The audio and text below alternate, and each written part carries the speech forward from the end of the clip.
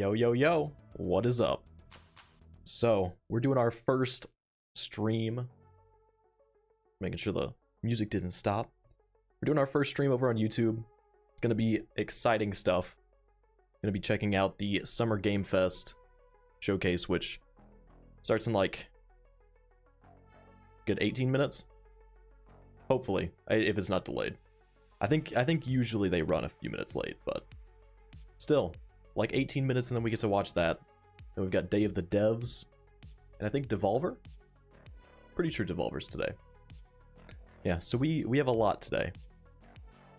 A whole lot.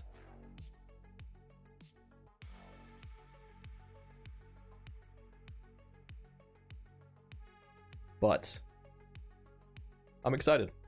I think I've got a little note thing that I've been taking on some of the games that they've already announced that would have stuff going on, which got a little preview screen up in the top right with the current live stream that we're waiting on. But what did they had Mortal Kombat 1, Alan Wake 2, and then some Fortnite stuff. We don't care about Fortnite. I also don't care about Mortal Kombat. But Alan Wake 2, that's going to be a good one. I am very excited to see more on that one.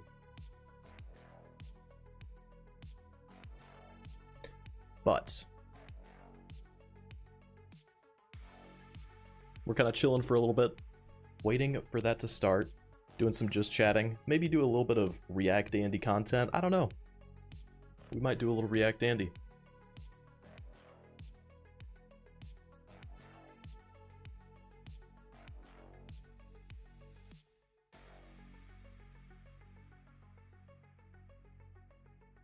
Let's see. What does this sound like that they're doing? Jesus. Alright, so they've got a fucking banger playing, okay? Yeah, we'll come back here later. We will come back here later. So, what I was thinking we could do while we're waiting is a little bit of a Reddit recap that all the other streamers do. Not my phone. I'm not gonna say the okay G word to activate it again, but I don't know what I said that sounded like that. But if we do a little Reddit recap. That's right. Yeah. You guys should post on the Reddit, because yeah, it's there. We just don't use it yet. But we'll do Reddit recap at some point. So we could do a little React Andy with a Moist Critical video about all of the Twitch stuff that's been going on. I'm sure a lot of people already know about it. But while we are waiting, might as well do a little bit of React Andy content.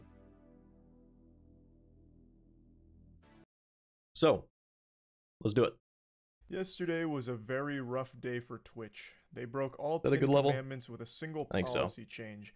A policy change that would have single-handedly destroyed the platform by driving all of the streamers to other platforms. With this new change, it would have basically been pulling a fire alarm in a crowded theater and have all of the streamers scrambling for the exit as soon as possible.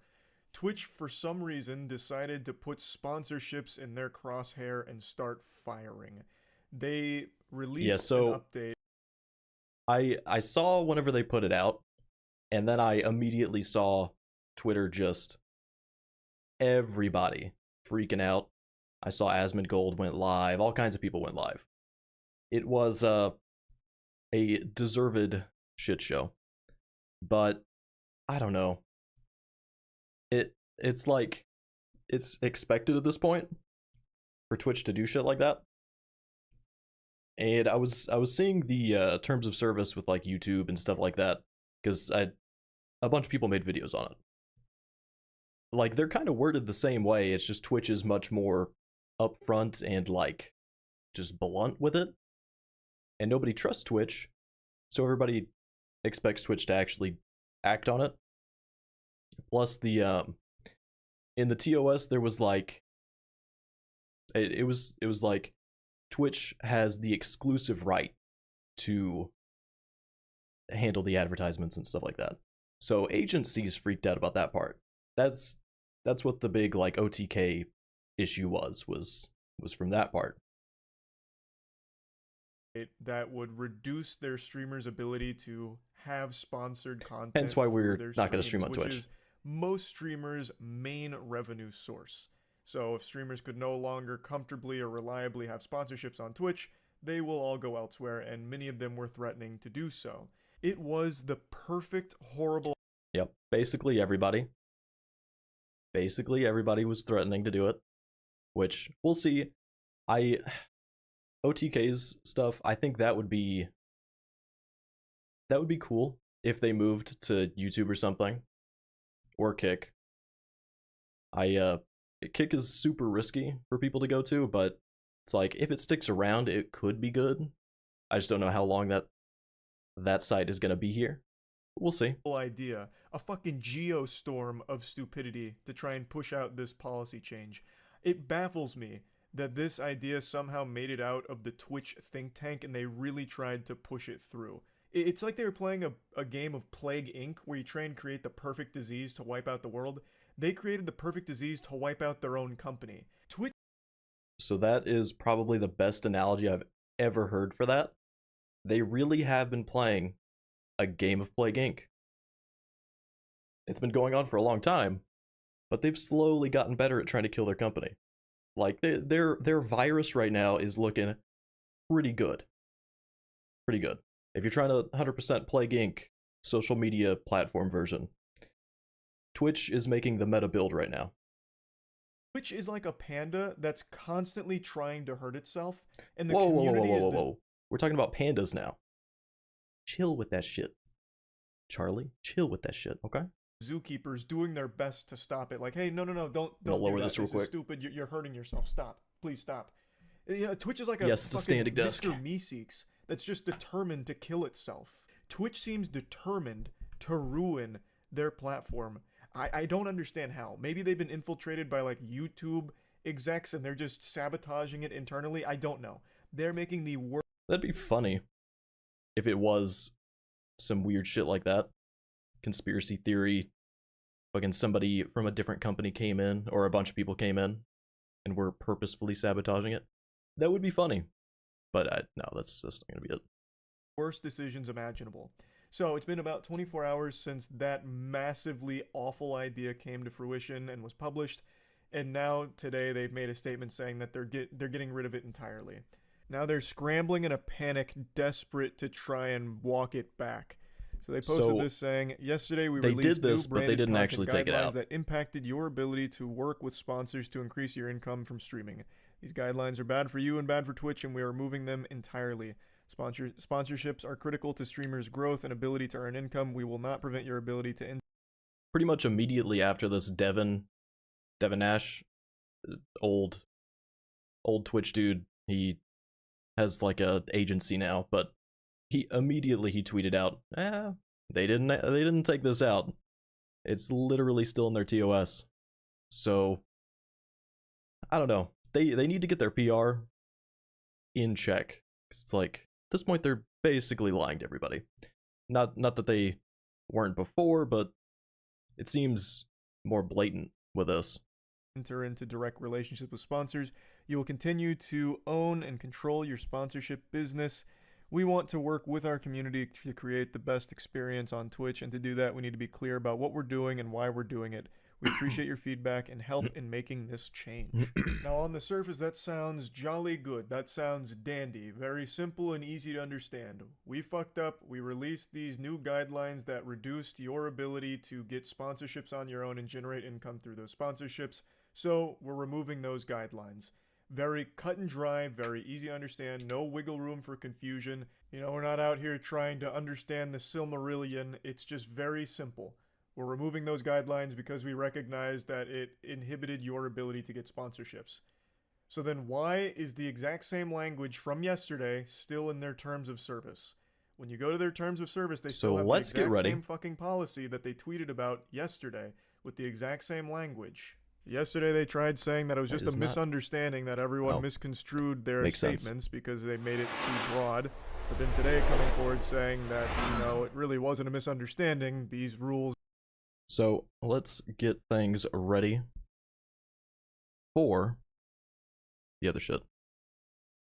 They're not gonna be live yet. Or not like. Oh, here, let's go to the fucking live thing. Yeah, so I don't know, it says it begins then. We'll see. Here, I'm gonna keep it up on the side so that we'll know. Actually did just impact your ability to get sponsors, so they're removing them. Yet in their announcement about them being removed, and then we'll stop doing our, well, we'll continue doing React Andy, but instead of being about Twitch drama, then we'll go to the game shit. They're still clearly here in their terms of service with the exact same language. So why are you claiming that they're removed if they're still there?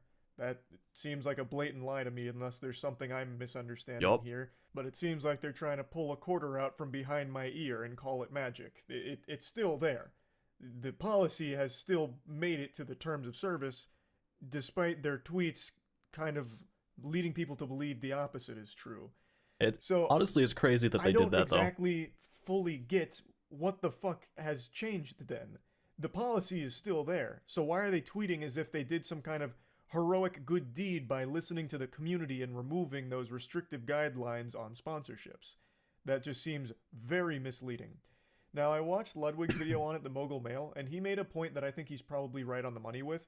I believe the policy here with the advertisement is supposed to target things like Stream Elements or other companies that are able to sell. Yeah, it's more like technically they could do individuals too, but it's definitely more of like a agency and like ad aggregate service type thing.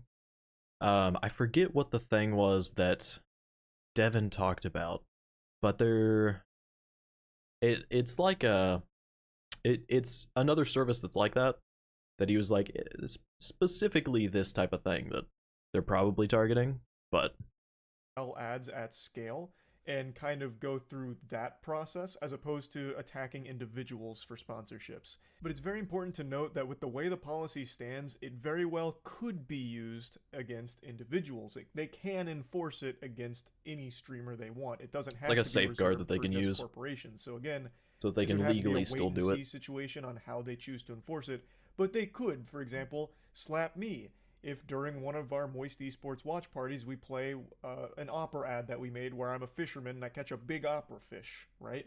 They can punish me for that with this new policy in place. It's just a matter of whether or not they'll choose to. Again, YouTube does have a very similar policy and they don't enforce it at all. They do. Not against individual streamers, and I forget, it might have been Ludwig that had showed it, but yeah, it's worded very similarly, but you still see like the baked in video ads and stuff like that all the time. Like at least a couple times a week, if you're watching any YouTube videos, you'll see people do that a couple of times. Haven't seen it enforced against any companies either, so Twitch could follow suit with that, but there's no telling. We don't know. But what I find extremely scummy is the way they're misleading people into thinking before that the showcase starts. This entire branded content policy is gone now, when it's not. It's still very much in effect. So I don't know why they're pretending that it's different. It's worked though. This has been a big PRW for Twitch here, because if you look at the comment section on the Twitch post, everyone's like, thanks for listening, Twitch. It really means a lot that you... So I don't know if it still is. I don't know when you recorded this video. I mean, I haven't looked today, but when they tweeted that they were walking everything back, I saw a couple of people that were like, oh yeah, awesome. And then immediately Devin tweeted his thing, pointing it out that it's still in the TOS. Bunch of people started pointing that out and retweeting the same shit. So I don't know if it's still like, oh, Twitch is so good. I don't know about that one. You take notice of community feedback and respond accordingly, which makes it clear that they have been able to slyly bring this policy to the platform without people taking too big of a notice. The goddamn Decepticons came in here from Twitch and they really pulled the wool over our eyes. They got a PR win by pretending, they're making it seem like they listened to everyone's backlash and got rid of that evil policy that, you know, slipped through the cracks and missed the mark, when in reality, it's still there. And it's just a matter of how they're going to enforce it going forward. So overall, that's pretty shitty, but it gets a bit worse for Twitch because I didn't even know this until today after watching Ludwig's video. They actually very sneakily introduced a couple new policies as well that I've only seen a little bit of talk about. One of them is simulcasting. So yep. So I'll let him explain it real quick. Simulcasting is the ability for a stream to be broadcast in multiple platforms at the same time. So let's say I'm playing Street Fighter 6. I'm fucking climbing all the way up to Masters like I'm known to do because I'm an absolute Street Fighter fucking deity. So I've got a banging stream popping off, and I'm streaming it on Twitch, YouTube, TikTok, Instagram. So this is what I was thinking about doing for today and the streams this weekend. I thought about doing like YouTube, Twitch, Kick, doing it all at the same time. But I'm not trying to set all that up.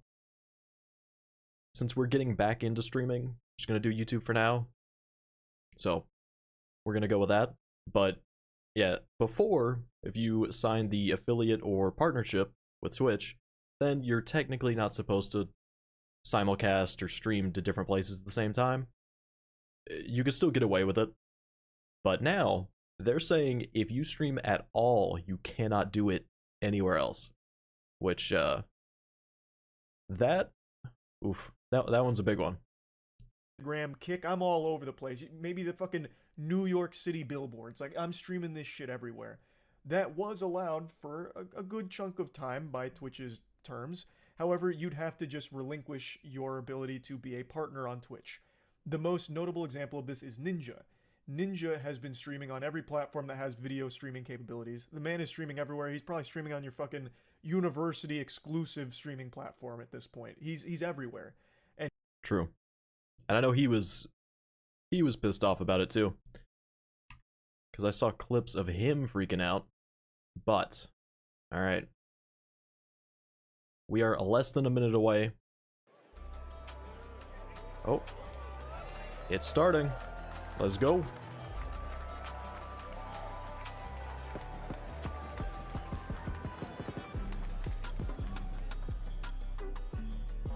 We got some weird music going on. Please welcome to the stage the creator of the Game Awards, Geoff Keighley. There's gonna be some good stuff. I'm ready.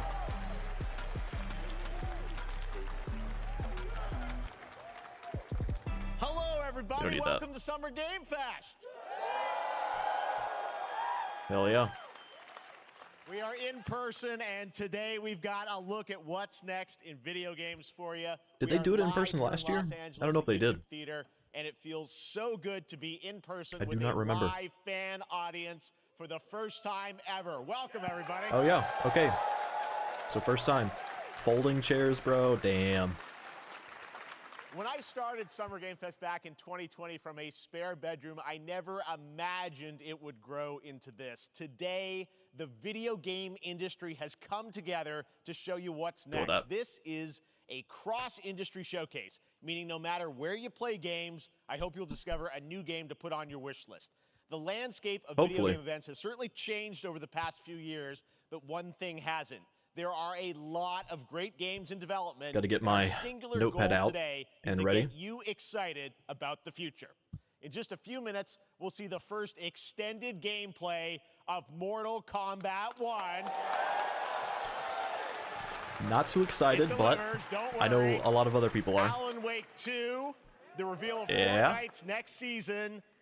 And yes, we do have a very special grand finale that you're not going to want to miss. Okay. I'll say right now. But let's get right to the games and gameplay. The first reveal is something you're not expecting, which makes it that much more exciting. Here we go. Hey, I hope so. Okay, so it's like a side-scroller. Roguelike or some shit, probably. It's Ubisoft. Our kingdom is cursed. The prince has been kidnapped and taken to a forbidden land. All hope rests with us, the Immortals, to rescue him and save the Empire. But we weren't prepared for what was coming next. Like, it has torchlight graphics, which is throwing me off. Then again, they weren't prepared for me.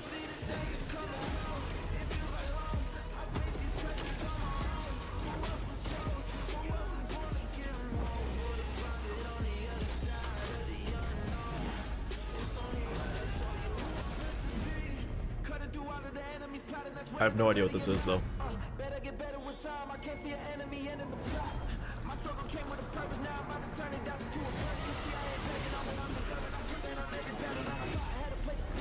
Hopefully this isn't DMCA shit, though. Because that would suck. I am not trying to get hit with those DMCA strikes. They probably aren't going to do that, though. I'm pretty sure Geoff Keighley understands that people are going to stream this and isn't going to... Well, that's the game devs, though. I don't know, we'll see. If the stream goes down, then we know why. Got hit with that DMCA. Prince of Persia. Okay. There's a little surprise. Prince of Persia: The Lost Crown is coming in January 2024. A brand new action-adventure platformer in the iconic series with deep combat, some huge boss fights, and of course, incredible platforming, puzzles, and animation. I don't think I'm too hyped on that one. Legendary franchise. You'll be able to see more at Ubisoft Forward, streaming on Monday as part of Summer Game Fest. All right, let's move along to another iconic video game franchise that just celebrated 30 years. That's right.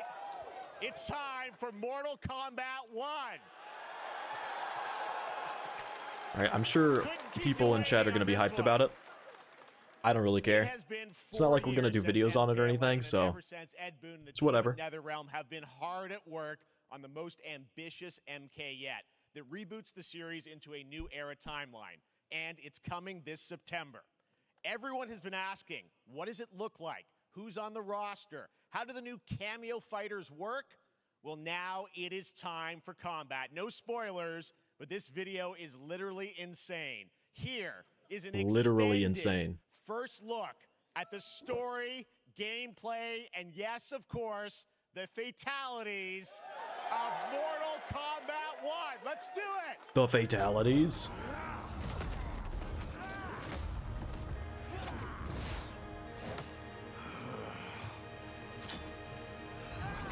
The physics for the hat, not doing it for me. And go before I put you down. Fight.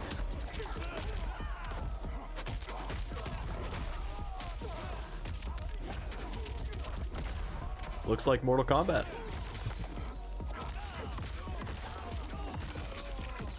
Literally insane. Today, you have proven worthy of joining us. Come, there are other champions I must gather. What do you want? Sento. Yeah, I'm not really a Mortal Kombat or fighting game guy, so I won't give it up without a fight. I don't know.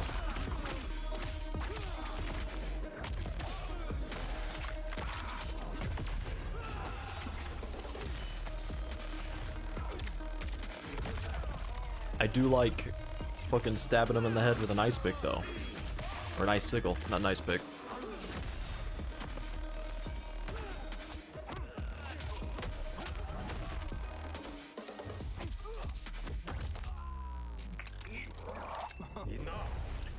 Good joke, good joke. We like it, we like it. Back to one here. Who are you again? Lord Liu Kang, protector of Earthrealm, god of fire. God of fire. Who's the random dude running through the back?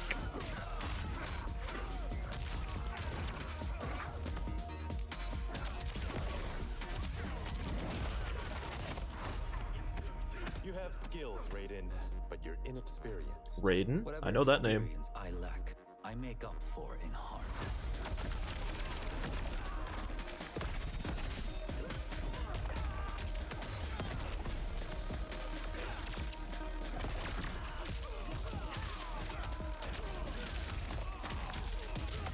All right. While they're doing more Mortal Kombat, oh well, here's a fatality. Are we gonna get into those? I'm gonna go grab a Red Bull in a second, or an undisclosed energy drink. Or do you secretly covet my throne? Ew.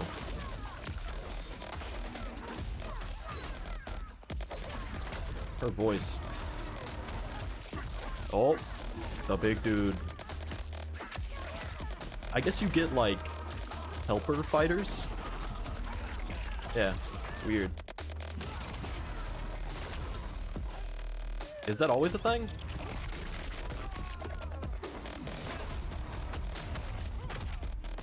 I don't know how it usually works, so.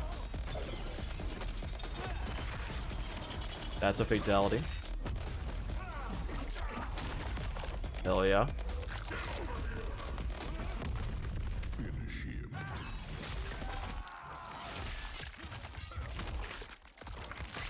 Pretty dope.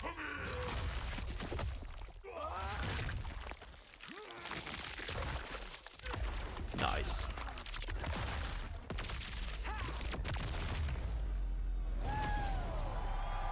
Okay.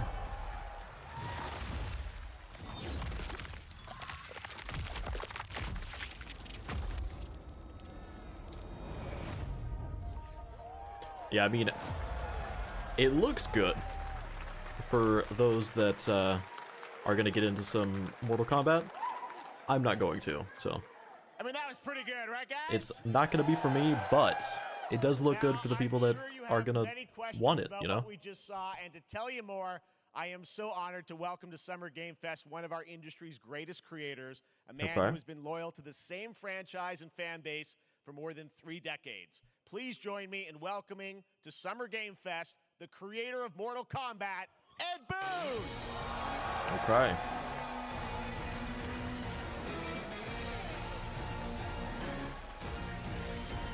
Yo, what's up, Ed? Congratulations. They love you. All right, well, Ed, first of all, thank you for that incredible world premiere. We got to see all of the gameplay of MK1, and everyone just wants to know more about this, because first of all, this is it's MK1, right? It went from 11 to 1, so tell us about this. All right. Is it a new timeline? Yeah. While they're talking, I don't know how many people have seen. I'm gonna go grab a Red Bull real quick. 11. Liu Kang basically was kind of graduated into, like, you know, a fire god, right? And he created a brand new universe, and this universe, this is why we're calling it Mortal Kombat 1, is because this is the beginning of a new timeline. A number of these characters you've seen before, but they're told in a completely different story, and so Sub-Zero and Scorpion are brothers now, and there's all these things that were rivalries before are now allies, and so mixing the whole thing up. So we're just kind of rebooting, and that's what the 1 is for.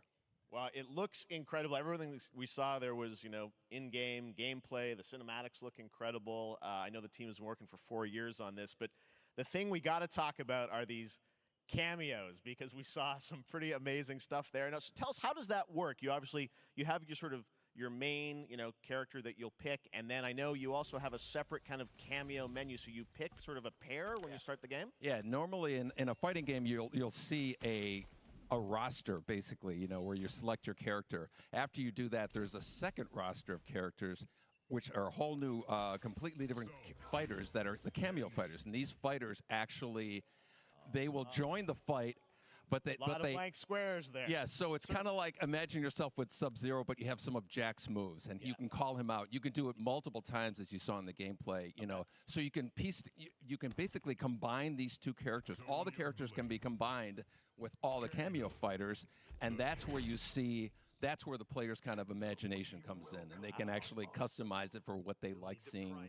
You know, the best team ups. Well, so how does that work? So you're in gameplay, you have your main, you have your cameo. How do you summon them? Is it time-based? Like, how often do they come into? It's not a tag team thing, right? Yeah, exactly. And you're basically summoning them. It's just one button push is basically summoning, but they have a variety. So you can go, you know, push that button with towards, and it'll do a different move. Push it with down, it'll do a different move. Okay. And so the combination. Oh, I see. So you can bring them in a combo almost. Exactly, okay. Exactly. And you see, there's like a meter up on top, which is basic. That'll limit it, so you can't obviously fire them indefinitely, but you can call them pretty much whenever you want. and they have, you know, unfortunately, like Mango has left the room. You know, but basically a whole arsenal of their moves. So Sonya, you saw come out there. Sometimes Mango can leave. It's okay. Twice in there.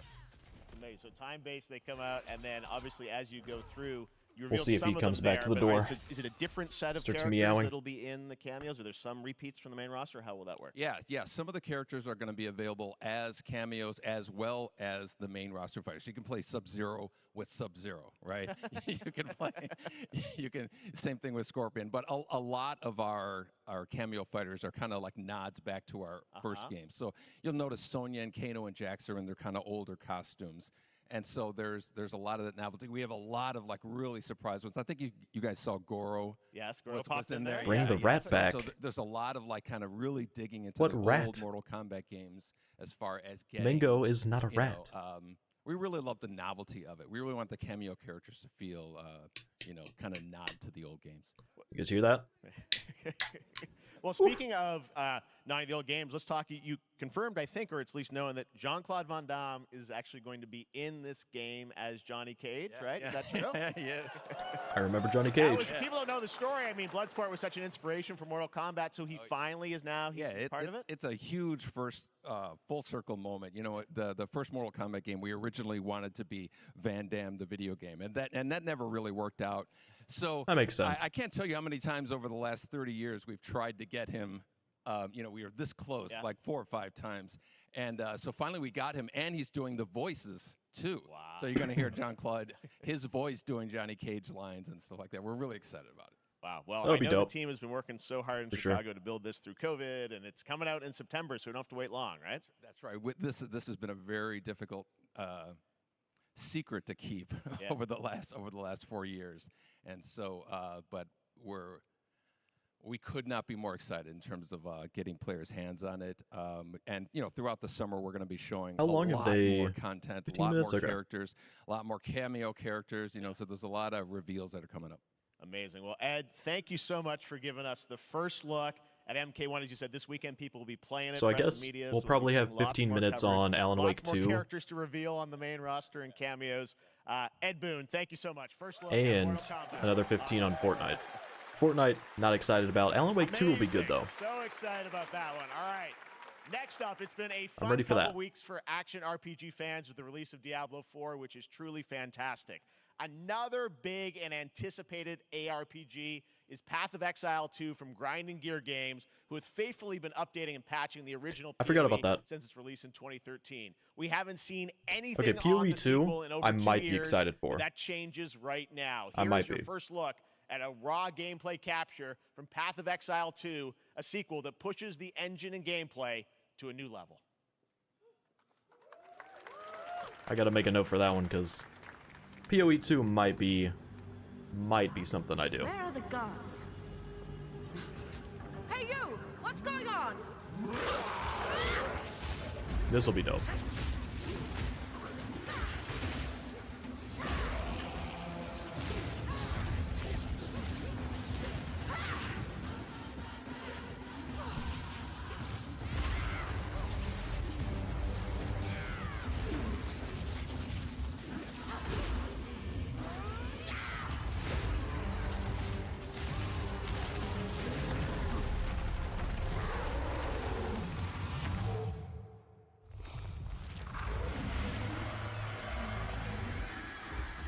Yeah, I mean, it looks good from what they've showed. I mean, it's not, they didn't show much, but what they showed looks good. July 28th. Looks amazing, and there's more coming in July. Last week marked the release of Street Fighter 6, a game we featured last year at Summer Game Fest. Well, the team at Capcom has an important update to share with you right now. Okay. They just have to have a little bit of a barrier between the different fighting games. Makes sense. You don't want Mortal Kombat right next to Street Fighter, where they will be pissed.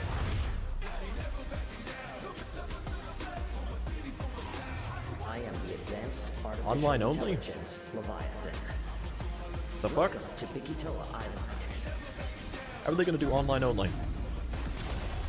not have an offline mode? Okay.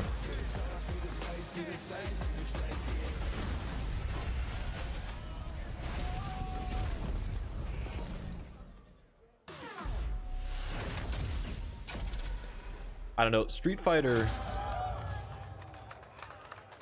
like, this is probably going to be controversial, but to me, Street Fighter is pretty cringe compared to Mortal Kombat, okay?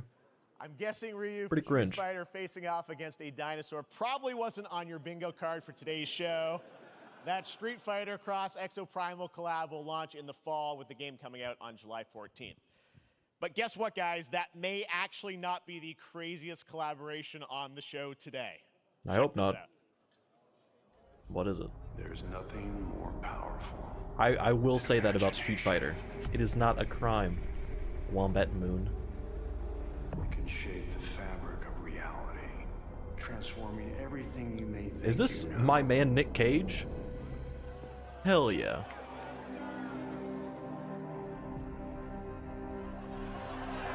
Oh, okay. I already knew about this. But, I mean, it makes me want to play Dead by Daylight. Cage is coming to Dead by Daylight in July. I mean, I don't know how these things happen, but I figured the easiest way to find out is probably to go right to the source. Nicolas Cage? This man's bold creative choices have earned him an Academy Award. This is the best part right here. A few memes on the internet across more than 4 decades of incredible films. Please join me in welcoming to Summer Game Fest, Nicolas Cage! Fucking Nick Cage, poggers. Hell yeah.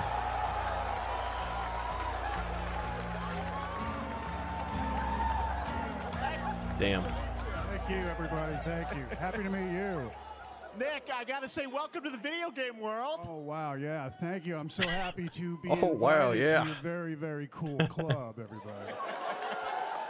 Finally, I mean, I gotta say, this is such a crazy, unexpected collaboration. I gotta understand, how did this come about? I mean, some people be like, oh, maybe he'll show up in Fortnite. Maybe he'll be in a Hideo Kojima game. But Dead by Daylight, I mean, how does this happen? Well, it's a museum Nick Cage of horror, in a Kojima right? game. And when I make movies, one of my favorite genres is horror.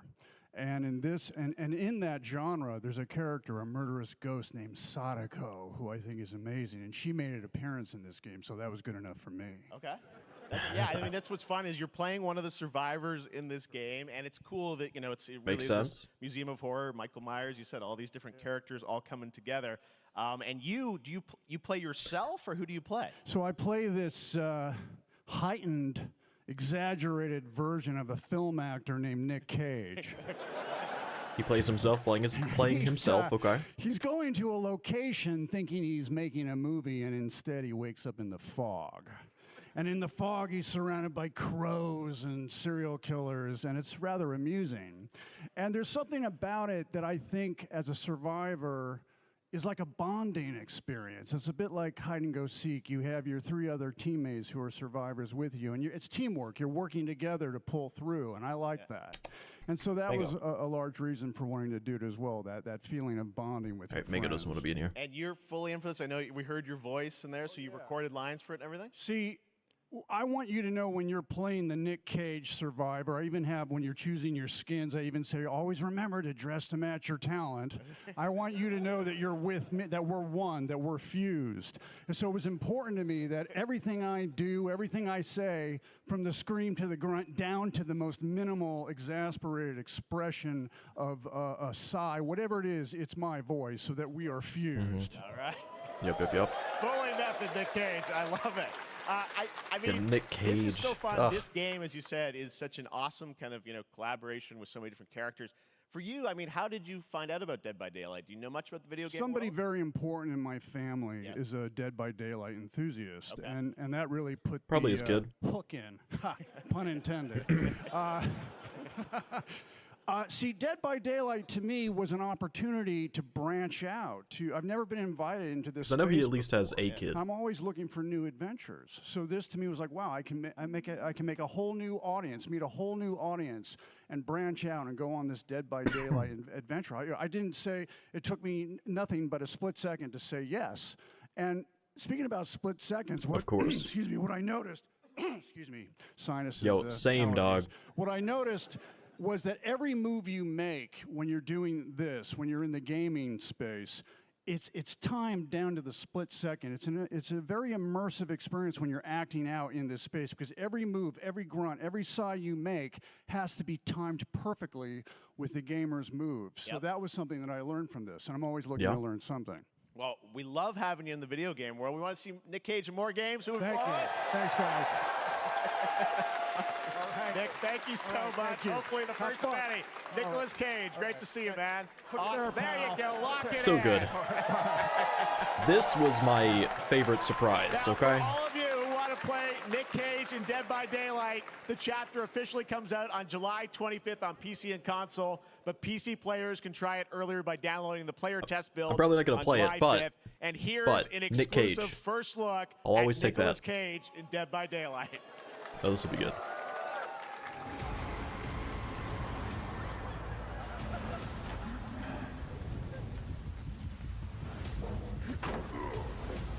I'm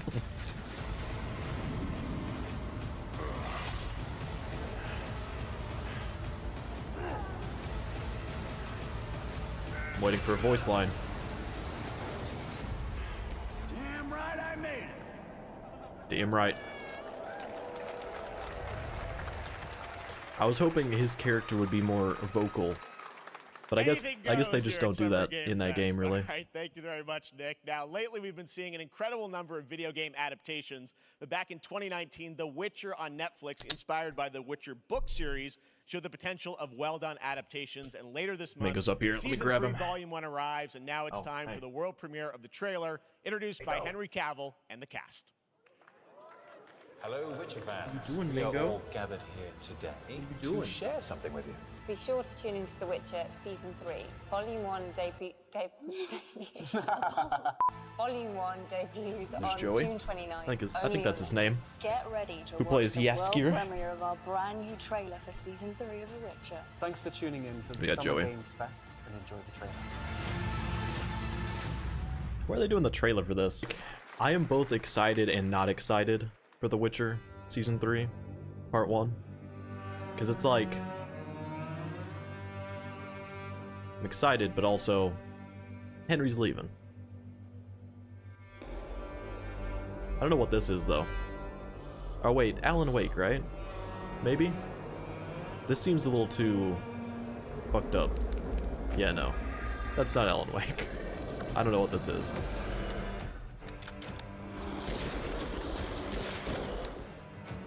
If it didn't have the epic game store like splash thing that came up, I would be excited for whatever this is, because it looks cool. But if it's epic exclusive, I'm probably not gonna play it. I need that shit on Steam. Witchfire.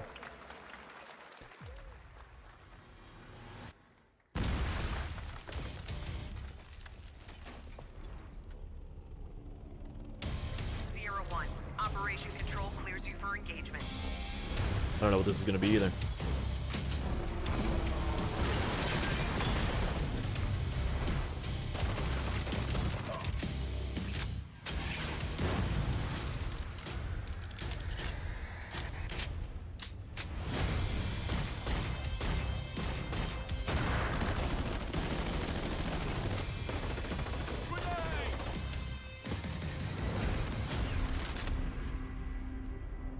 Let's go.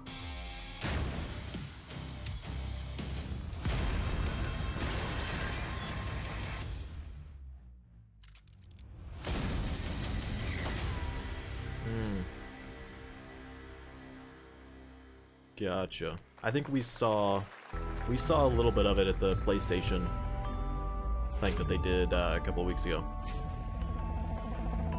Callisto.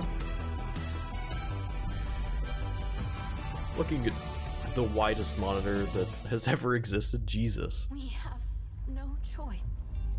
The root will destroy everything. For all time.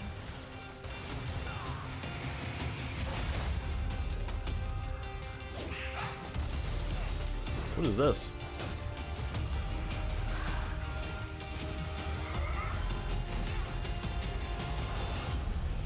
No turning back after this. You sure?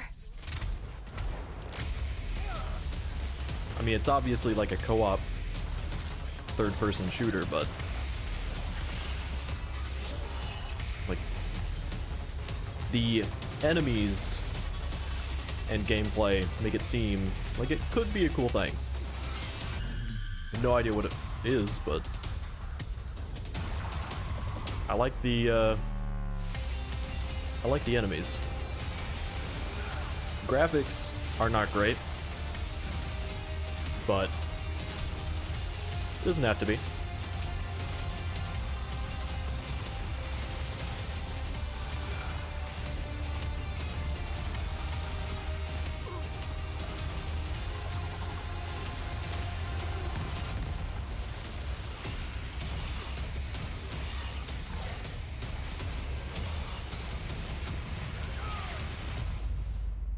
Oh, Remnant 2. Okay. That makes sense. I didn't know that shit was co-op, though. All right, we have much more Summer Game Fest to come, including a first look at the gameplay of Alan Wake 2, the Hell world yeah. premiere of the new season of Fortnite, Call of Duty Season 4, and maybe a few more surprises for you.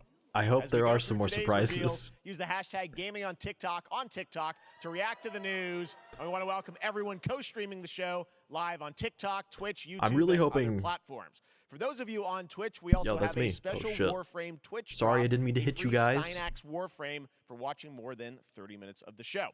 Now, speaking of surprises, another legendary gaming hero is set to return later this year in a brand new game built from the ground up in a style that I think is going to get this fan base and longtime fans of video games very excited. Here's another Summer Game Fest global game announcement. New thrills with a classic feel.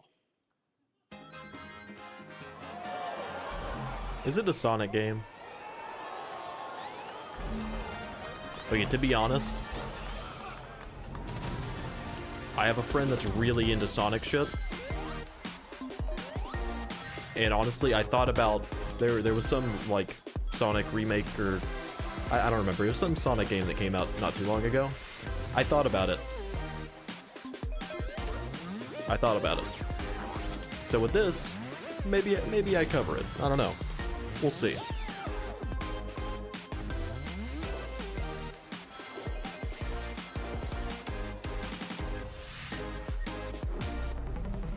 Team up with friends. Hey, I know there's gonna be one that'll do it.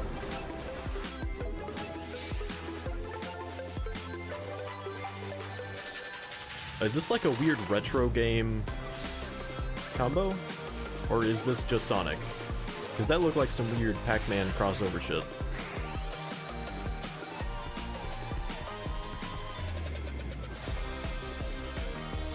Yeah, I don't know what this is anymore. I mean, obviously it's Sonic, but is this what Sonic games were like? Sonic Superstars. It's got some weird shit going on, but it is on Steam. So, this is a maybe. This is a maybe.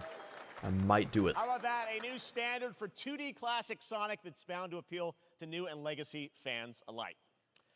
This past April, Honkai Star Rail launched, and as you're about to see, the game is bringing an exciting new character to space fantasy RPGs. However, we don't just have a new peak for current players, but also for those awaiting the game's release on PlayStation. Take a look. Is it not out on PlayStation? I thought it was. I wish this universe had a few more things to do. Don't you get bored running across the map every day? Yo, I don't have to call Textone out that hard, bro. Mission one Damn. accomplished. Where's our next stop? I can't wait.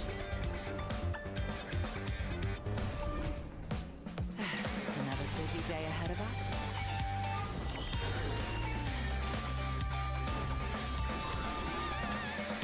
Okay. Notes made.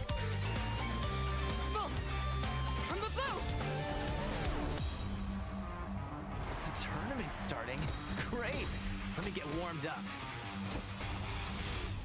Strike first. Need a hand?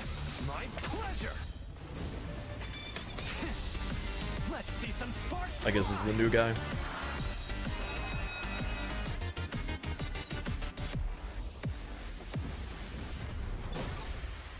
Huh. Never mind. I miscalculated. Can you let me have some fun this time? Time for a buzz. User banned.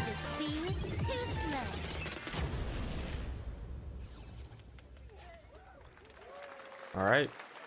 Later this year on PlayStation. All right, inspired by the story of Pinocchio, Lies of P is a Soulsborne-like game from the team at NeoWiz, which is coming to Game Pass, PlayStation, and PC this year. Well, if you're wondering exactly when, we have news to share with you on its release with this brand new trailer. I actually forgot that it was a thing. Big shit. Big shit. Geppetto's puppet. We need your help.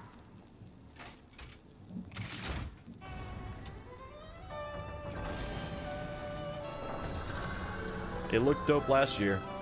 I'm sure it will this year too.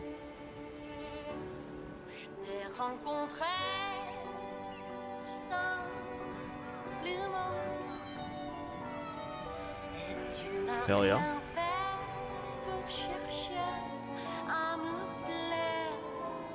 I feel like this is going to be a big one.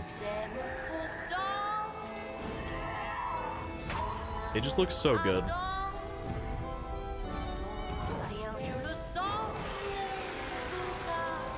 Damn.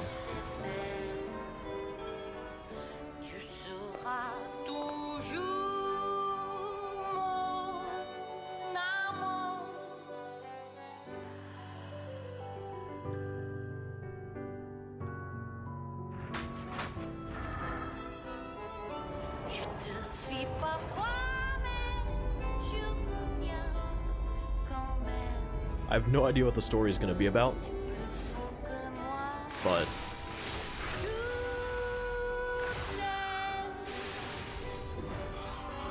because I don't know how you're going to make a Pinocchio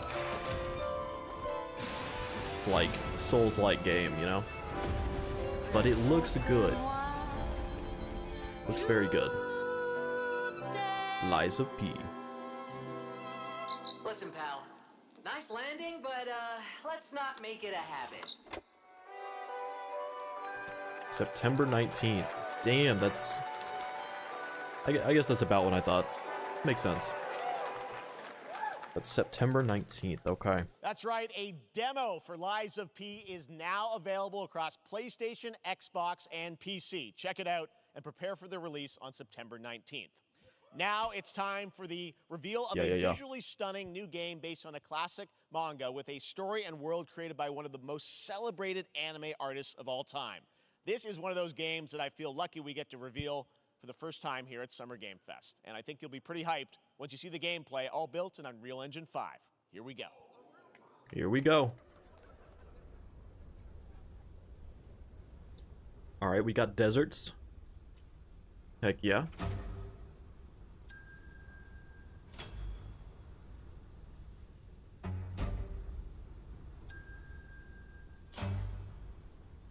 Okay.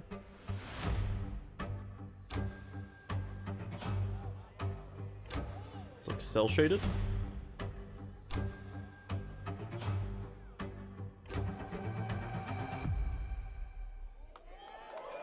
Oh.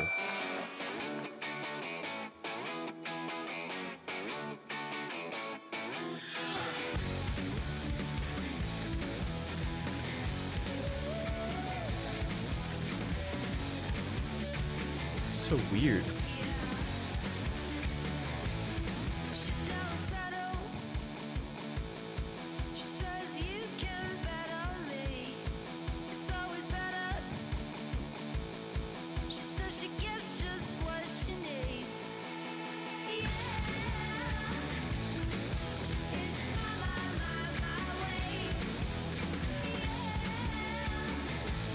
Sandland. It's a very creative name.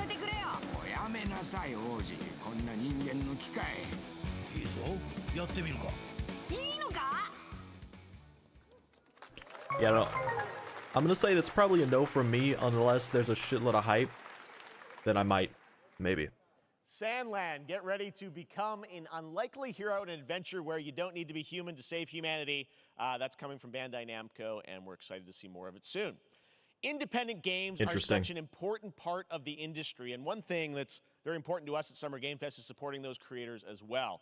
After the live show, stay tuned for Day of the Devs from I'm8bit and Double Fine. We will be watching Day of the Devs. Reveals. Now, one of the biggest independent publishers is Annapurna Interactive. I need to get that ready. And later this month, as part of Summer Game Fest, they'll be revealing a number of ambitious new projects. Let's see how many you can figure out in this little tease.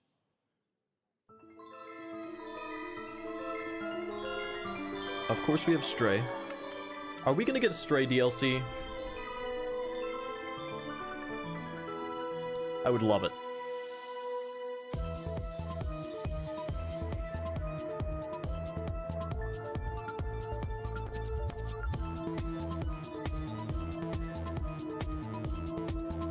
Yeah, Stray, of course.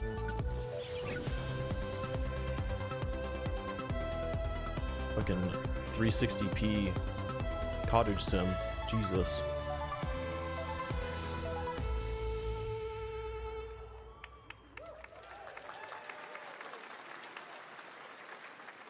I don't know. I wonder what that was at the end. We'll find out later this month. All right, next we're stepping into the world of Throne and Liberty, a free-to-play PC and console MMORPG from NCSoft and Amazon Games. I think I saw something about this, but I don't remember exactly what it was. And the ability to transform into creatures to battle across I think this might have been the sea, thing that and Asmon air. was Here's a fucking look at super Throne and hyped about. Maybe. Our guiding star has shattered. Its shards scattered across the world.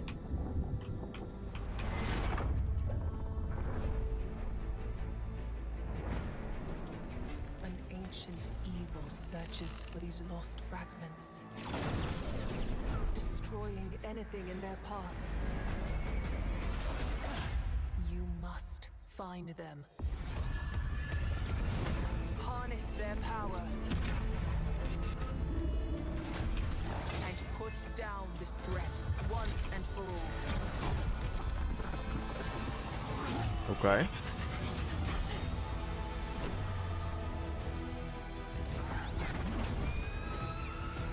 Mango has decided that he does not care about this game.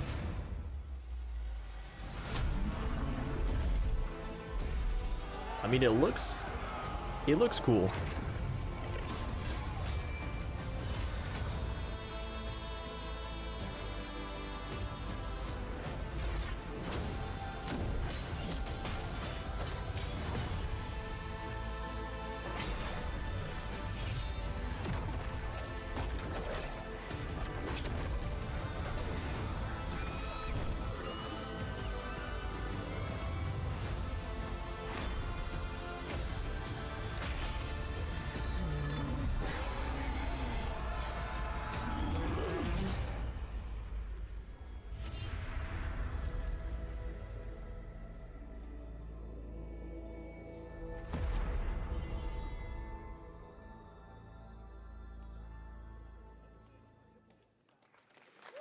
Interesting. Looks great. I also want to say hello to everybody watching on Steam right now. I'm sorry we don't have any free Steam Decks for you right now, but on June 19th, Steam Next Fest does return, giving fans a chance to try out hundreds of new in-development games. One of them is the free-to-play medieval fantasy sword fighting game Warhaven from Nexon, which lets you transform into... Being like a big thing on Twitch and shit like that, you know? Warhaven? I feel like I've heard of that before. Hey, this is not... Why can't I... We got some gang beast shit.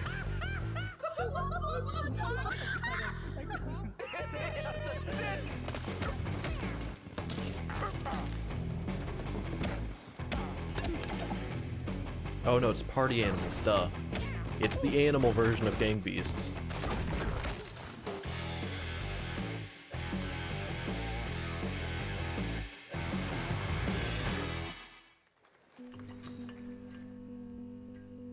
No, Vasi or Vasi. I am not from Europe. I am from America. Get ready for United darker, States. more dangerous nights and roaming volatiles. But yo, what is up? Thank you for coming in to support. Then, what is right up? After that, we'll kick How are off you an liking event season the like you Summer have Game never seen Fest? before. Trust and me, for one of them you will want Naughty to get 3 your butt barbed streams. wired. Very soon, you will get the deadliest summers to date. There hasn't been a lot so far that I'm super interested in, but... Oh.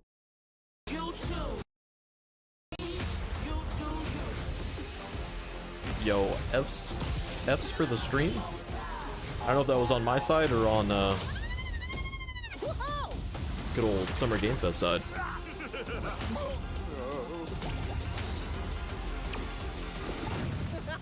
What is... I'm trying to remember. Crash, that's what it is. Prince of Persia. Yeah, I'm not a fan of Prince of Persia. It did look interesting. And Mortal Kombat, I'm just not really a fighting game person, so to me it's like, yeah, it looks good, but I'm probably not gonna play it. But yeah, I know Mortal Kombat looked like it would be good for any fans of fighting games or Mortal Kombat. So that, for sure.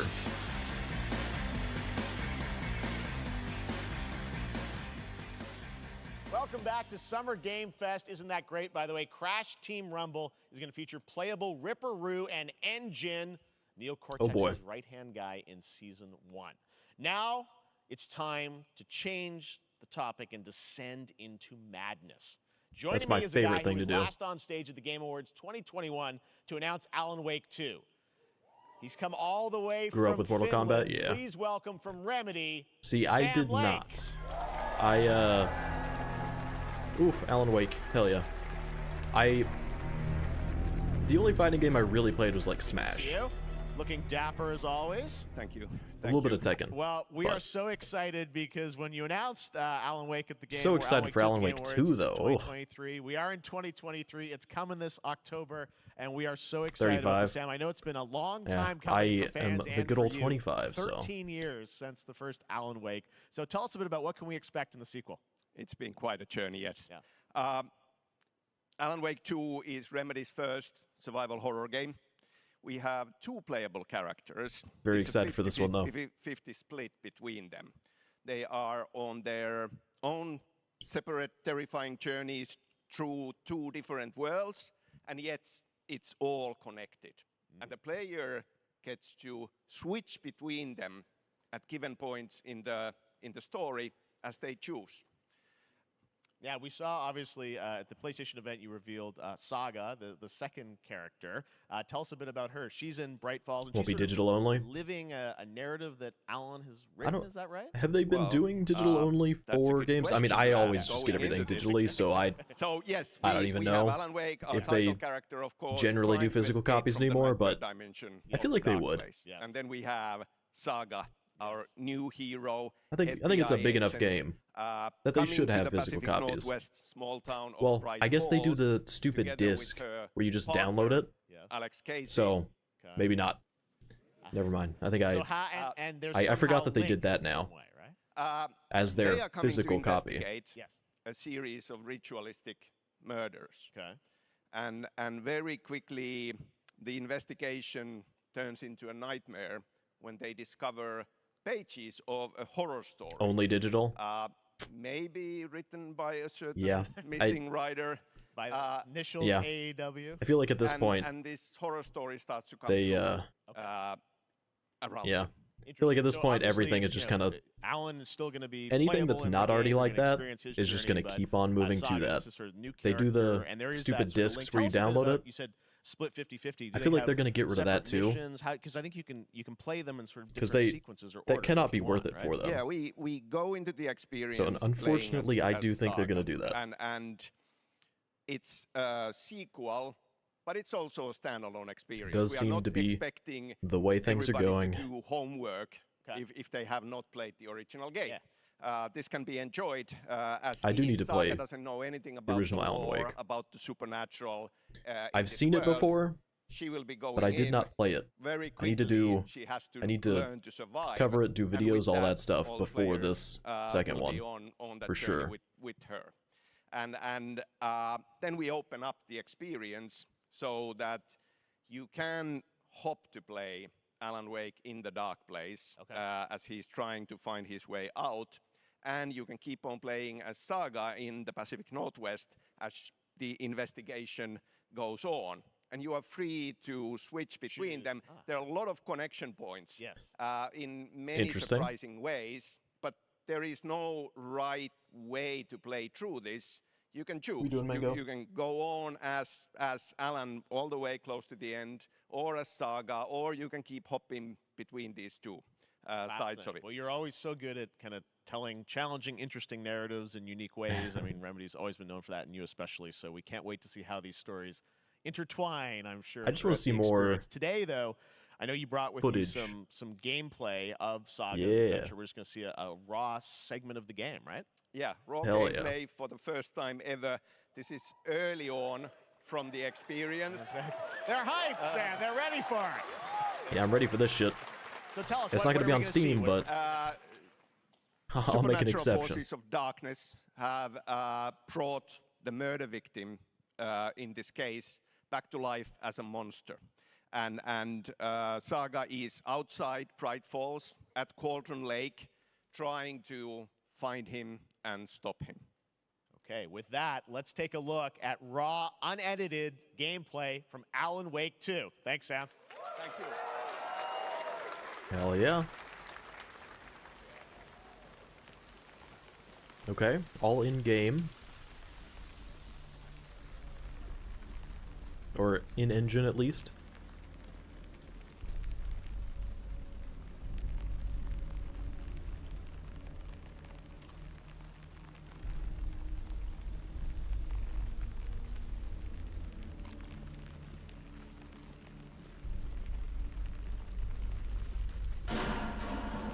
Sounds like somebody's home.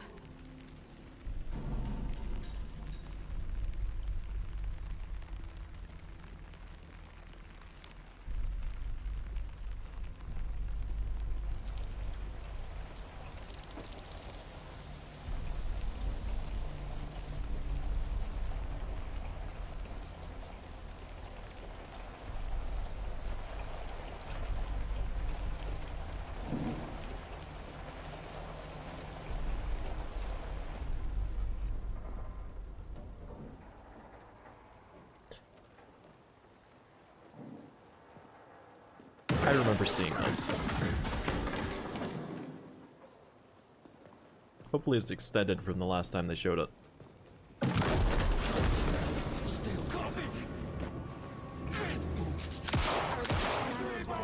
I think it was just clips last time, but yeah, okay. Same area that they're showing, but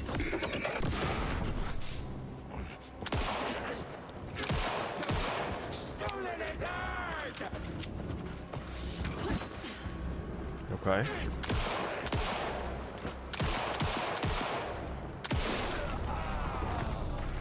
Probably could have ended that a lot sooner if you would have done that near the beginning.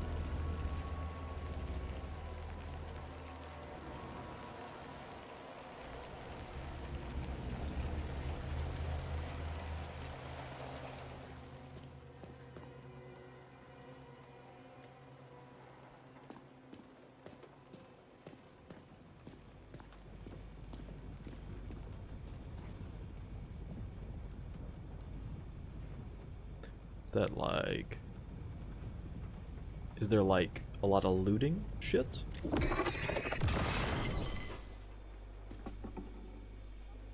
That's a heart? The text on the heart is clearer now. Ew. Legible. Tattooed heart? I knew it would be here. Like I saw it in a dream.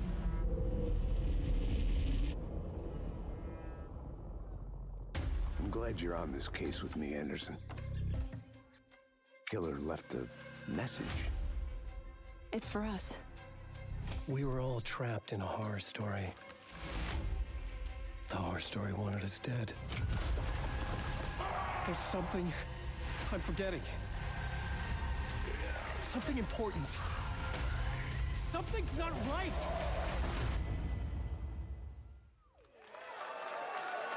Yup. A long time coming. I wish it was but on Alan Steam, Wake 2 though. looks incredible. God. Thank you to Sam and Remedy for that first look at gameplay. Now let's get a first look at the co-op campaign of Warhammer Space Marine 2 from Saber and Focus. We're facing a Tyranid splinter fleet. They engaged us on 2 planets. Splinter fleet. Avarax and Kodaku. I'll be straight with you, Titus. Kotaku. I have my reservations about your reinstatement. There could be questions. Will that be a problem? No, Captain.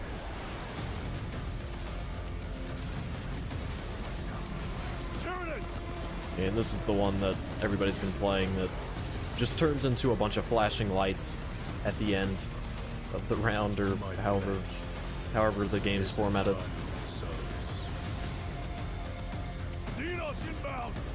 Jesus. I've seen clips. I have seen clips. Come forth and be slaughtered.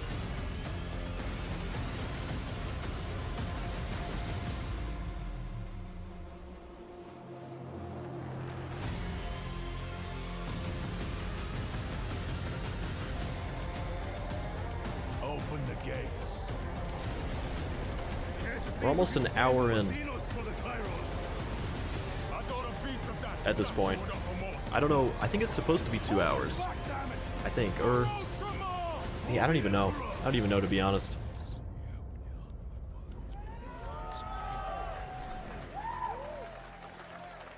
Or no, because it can't be.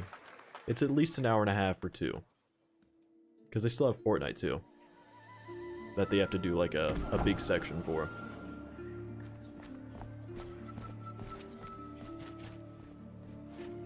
I guess I can probably look it up.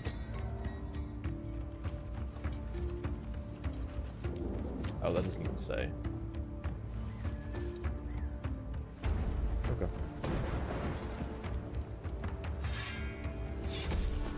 I'm interested because of the art style.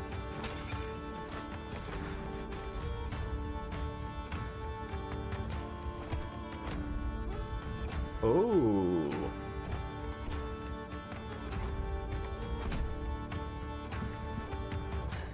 Fucking Pixel King Simulator? Oh. Hoggers?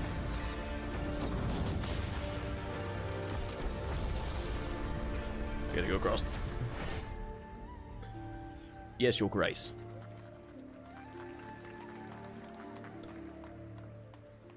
Honestly, I'm probably gonna wishlist that. Game. Yes, Your Grace, Snowfall. Now it is time for another global game announcement, and this one comes from the minds of Saber Interactive, Focus Entertainment, and yes, horror master John Carpenter. It's a brand new world, a brand new story, and looks like a heck of a lot of fun. Check this out. All right, what is this?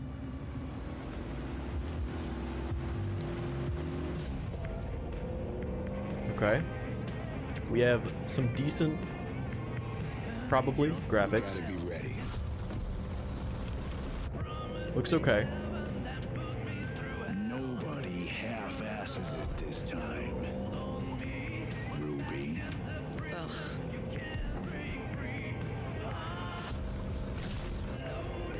On my mark. 5, 4, 3. It's like a zombie game or a demon game.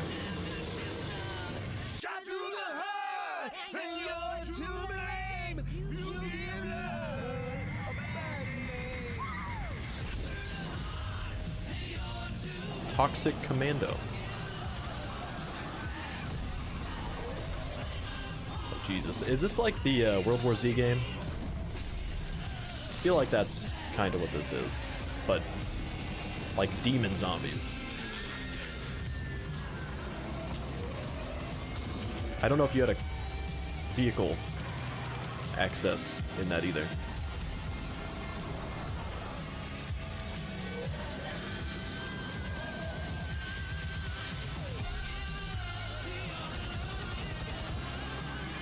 Jesus.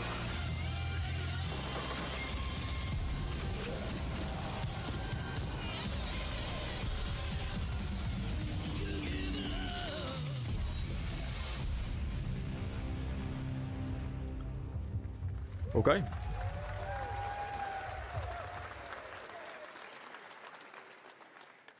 More unexpected collaboration. Sean Carpenter and Saver with Toxic Commando. That looks tons of fun. You guys think any of those zombies made it? I don't know. All right. Well, this August brings the long There were definitely some that made full it. 1.0 release of Baldur's Gate 3. And today, a new member is joining Pog. the cast. We're about to see the reveal of Lord Enver Gortash, the commander of a mechanical army of Steel Watchers. He's a second antagonist and is voiced by a familiar name. Who's it gonna be? I can't wait for this one either. Enver This Gortash, one's big. Swearest thou by Balduran's blade to defend the citizens of Baldur's Gate from enemies within and without?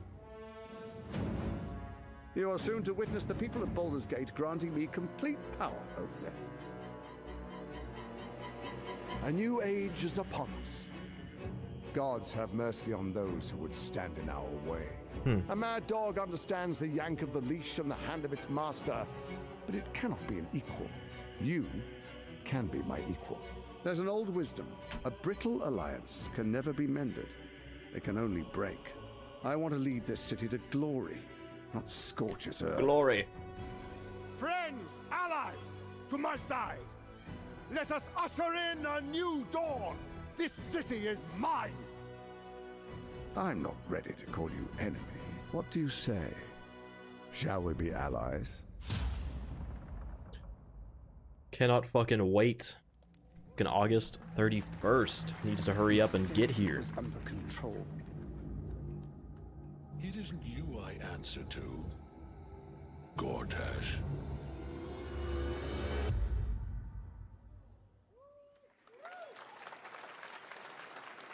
Baldur's Gate 3 is on track, Sven tells me still, for the end of August, and we can't wait to check that out. All right.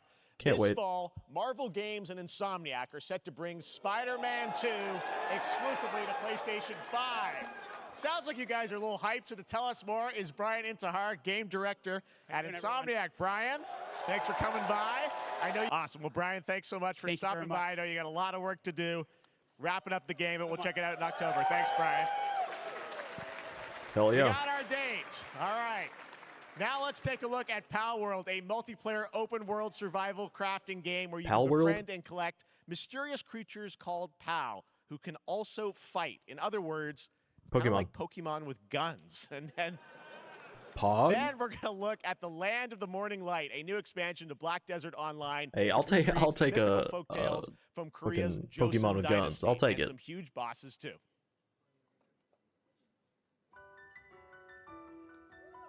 That's an Eevee. You've got multiple Eevees, whatever the sheep thing's called, Gyarados, fucking Fearow, fucking Vulpix, Pikachu, or Fat Pikachu. There's no way Nintendo does not fucking... Oh shit, I remember this, god damn. Alright, this one, I have to do.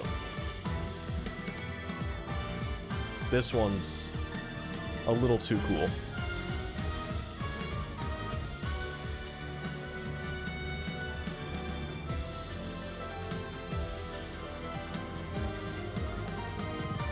Fucking Luxio.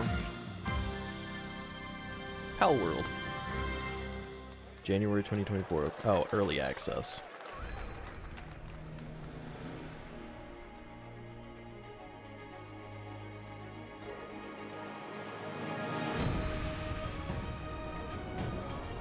What is this?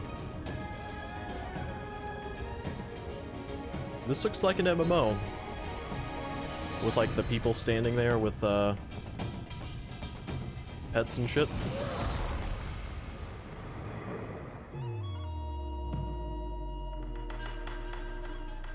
Is it like a Souls-like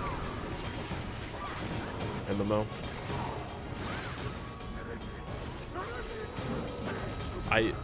It might be something that's already been talked about and announced. I don't pay that much attention to MMOs and shit like that, which I'm thinking that's what this is.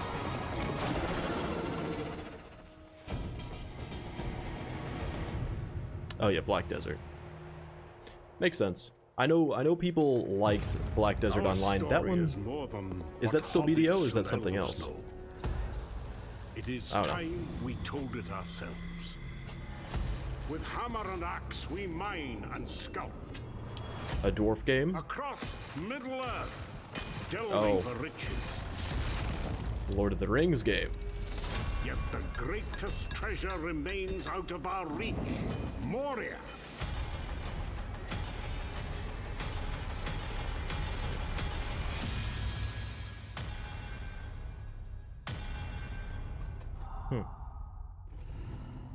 Interesting.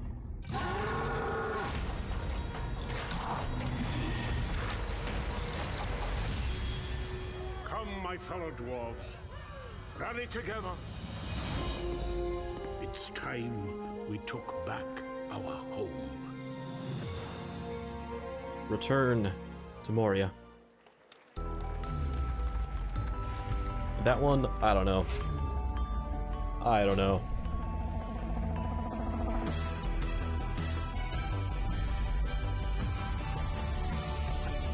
Yep, we've got our monitor ad placements.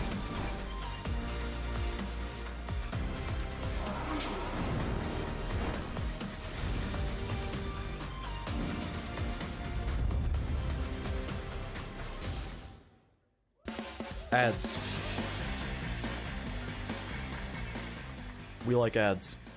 All right, now we're going to look at an exciting new mobile game from a legendary franchise. A mobile game.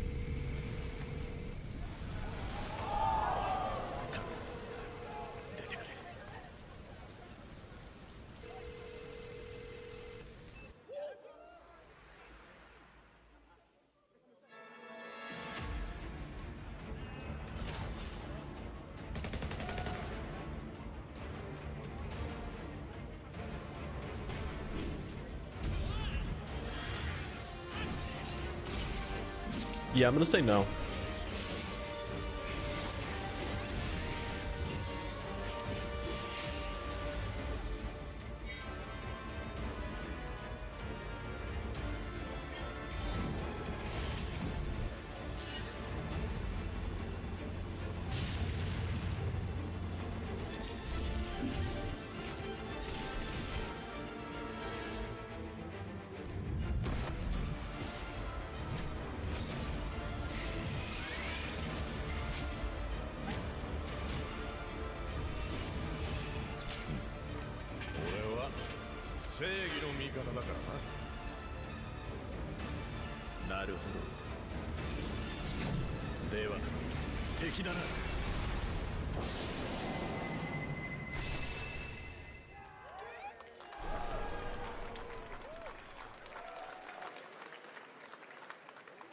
Pre-registration for Final Fantasy VII Ever Crisis has just started, and users will have the chance to participate in an upcoming closed beta test.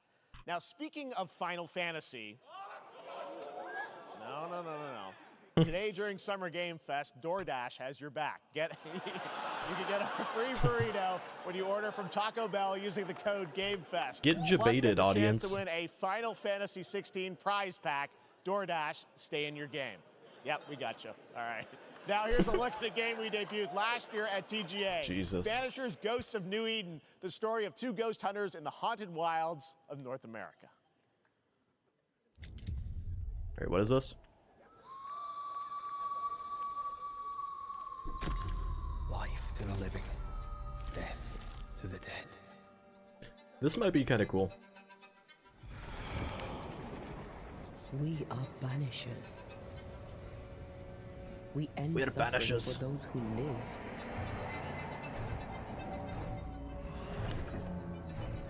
We bring closure to those who don't. I want us back, Red. I want revenge on what killed me. I want to live. Interesting. As the man says, we face a choice, simple and awful. I banish you. Ooh. Death to the dead. Hog. Do we kill together again. Okay, honestly, Or do we part I'm liking it. forever? I'm liking it. Come out, wherever you are. Come on, show yourself. Red. Every bloody time. Every fucking time.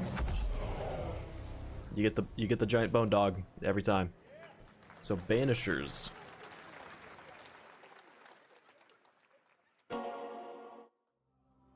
So 今回の指令はあなた好みの単純な力仕事です。ある人物を警護していただきます。頼みましたよ。コードネーム上流。大丈夫か？ええ、お待たせしてしまって。トラブル発生。車はまだか？到着まで3分。何があった？ I'm assuming this is Yakuza. I never played them, but I know there's supposed to be some Yakuza game coming out.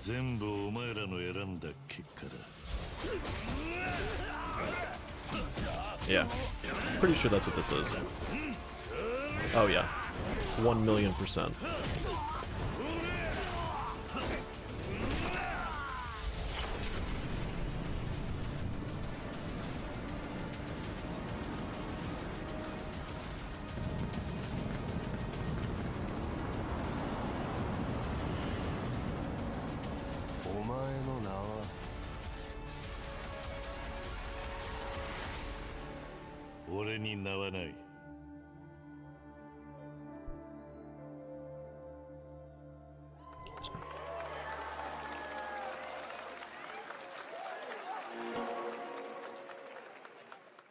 He has no name. Good morning, Stanley. It is 7:32 a.m. I hope you have a productive day. Underwater? To just Stan. Adjusting morning wake up. Good morning, just Stan. Base to capsule 12. Haunted Dream. Come in. You there, Stan? Green across the board. Looks like we're good. Definitely a leak here, Tim.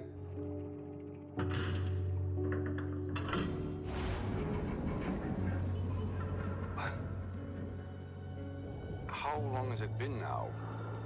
3 years. 2 months and 17 days. Oh. What sort of operation are they running down here? He shouldn't be here. Is this Stan the Diver? Is someone there? This doesn't make sense. Or I guess it'd be like Stan the Submariner. No, instead of Dave the Diver. Are you there? Under the waves. Maybe? That one's gonna be a maybe for me. It's a beautiful new game, Under the Waves, and today, incidentally, is World Ocean Day. Fun fact. All right, next, Call of Duty. Nice. Well, there's a new Call of Duty coming this fall, along with Warzone Mobile. Today, we're going to give you the first ever look at Season 4 of Modern Warfare 2 Warzone, launching next week. Here's your first look at Vondel, a new Warzone location with points of interest, including a medieval castle, a soccer stadium, and an abandoned zoo. Like, yep, they dropped the ball so hard on Warzone. I was so excited for Warzone, and they fucked it up. They fucked it up.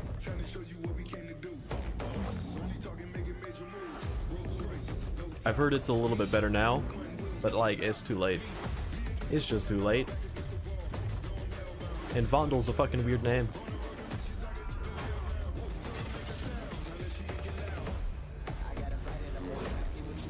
Ugh, DMZ. So gross.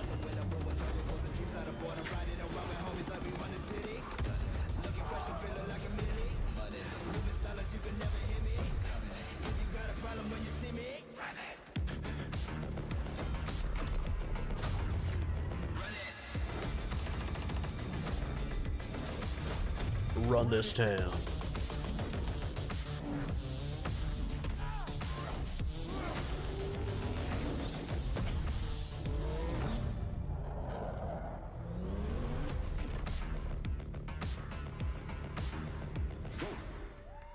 Pass.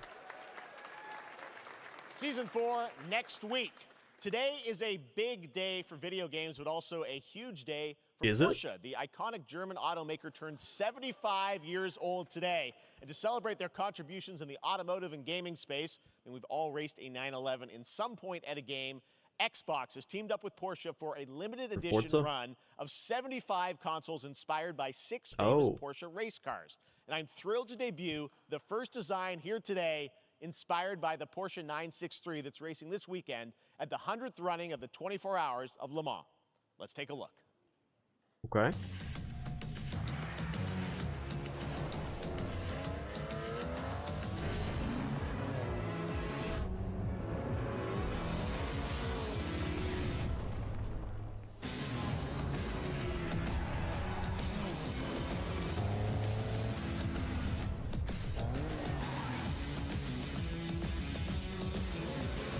See, if I was gonna get an Xbox, maybe these are a little too colorful. Maybe not. I guess it would be like a collector's thing. And Here your boy it doesn't have is, money for that. The Porsche Xbox Series X. These custom consoles are not for sale, but you can enter for a chance to win one right now at PorscheXboxSweepstakes.com. Make sure to stay tuned for the Porsche and Xbox social channels for additional opportunities to get your hands on these special consoles. All right, next. Phoenix Labs are building the next great entry into the cozy farm sim genre. We all like a cozy game inspired by classics like Animal Crossing and Stardew Valley. Some Pokemon Previously announced for Nintendo Switch, there's now some exciting news for PC players too. Let's take a look at Fae Farm. PC Pog. Dear friend, life in Azoria's been treating me well. Days pass so quickly. Is it like Stardew mixed with Pokemon, maybe? They turn into seasons. Because I saw a bunch of weird little animals. Okay. It's been a breath of fresh air. Or maybe it's just like fantasy Stardew. I think we found a way to get cozy and settle in. Getting cozy. But there's something more I've been itching to explore. There's something more. Realms where magic comes to meet us. As long as we're prepared, we can face anything. I need the cadence of this voice actress to change. There's so much yet to discover. Are Like, you ready? It sounds like they are holding her at gunpoint, telling her to pretend to be so happy while she says these things. Promised variety. There it is. Fae Farm and Mortal Kombat in the same show, only at Summer Game Fest. Now, please welcome Ben Brode, Chief Development Officer and flannel enthusiast at Second Dinner, the developers behind the popular collectible card game Marvel Snap. What's up, Ben? I don't care about Marvel Snap, but Ben Brode was fucking Last time I saw the you was at golden the Game days of Awards Hearthstone. when you won Best Mobile Game. Seems like you've been very busy. We're excited about the Spider-Verse content you've been doing. Lots going on over there, right? Yeah, it's been exciting. We've been doing a bunch of new features, some of the wildest cards we've ever made, and some new game modes. Yeah. Yeah, new game. Is that a segue, Ben? He's so fucking just. Yeah, I'm excited to announce Marvel Snap's biggest update ever. We have a new game mode coming Fucking love next Ben Brode. week. It's Conquest mode. It's a great way to get a super competitive experience and some exciting new rewards. But you don't have to wait till next week. If you haven't tried Marvel Snap, go download it right now on your mobile device or early access on Steam. All right, Ben. I love the enthusiasm, Ben. That's what I got. That's you. You're made If there for are YouTube. achievements, All right, well, we heard maybe. you brought, Just because fun, Ben Brode with is so you for us to excited. watch, right? Oh, yeah. So, listen. I am incredible at card games, so I often win. But some people, and maybe you've had this experience, Jeff, some people lose. Yeah. Hey, fair. And I like Losers to think lose. it's because they suck. No Winners offense, win. Jeff. But sometimes it's because they might just be a little bit unlucky. Cue the tape. Oh, snap. Nice. Okay, I don't have an ideal hand of cards here, but that's fine. I'll see what I draw in future turns. Anyway, let's reveal the first location. Lamuntis 1. Each player. Oh, is it like a physical version? Deck. Okay, I guess I will work with what I have. I'll play Medusa on location number 2. She gets +2 power. And let's see the next location. Clover Dangerfield has a 25% chance of destroying your cow. Okay, well, I mean, 25% isn't that bad. And it's gone. Okay, well, I have some powerful cards in my hand, so I can just wait. Let's see the next location. The Big Barn. Players cannot play 4, 5, or 6 cost cows. You gotta be kidding me. Also, if you don't play a card this turn, you have 0 friends. No, you're just being mean.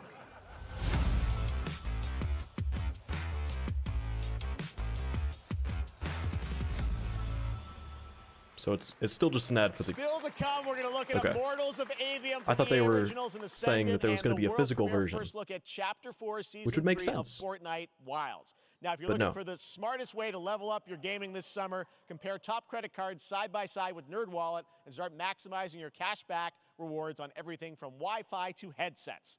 Now, here's a look at King Arthur Legends Rise, a new cross-platform UE5 game for mobile and PC, a Fantasy Squad RPG adventure that is available to pre-register today. Fantasy Squad RPG. Okay. Arthur, I have sacrificed everything to save your kind.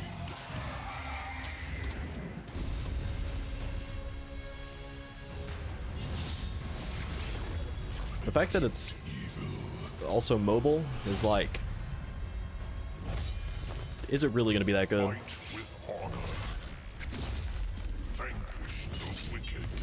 This might be one that they already showed a little bit. Worthy of your legacy. I don't remember.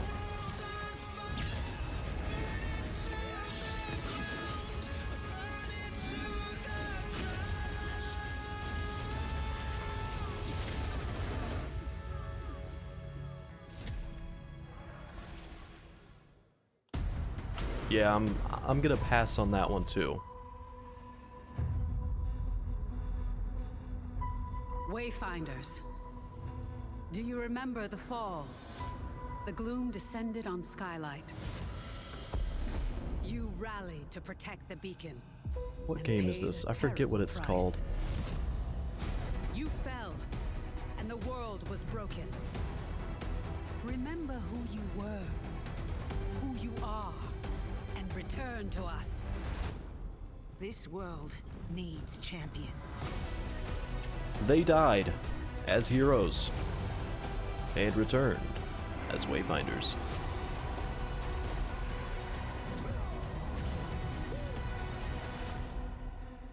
I feel like I've seen this before.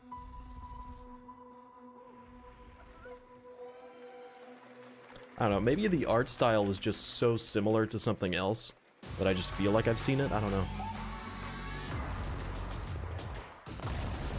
Oh god. Oh god.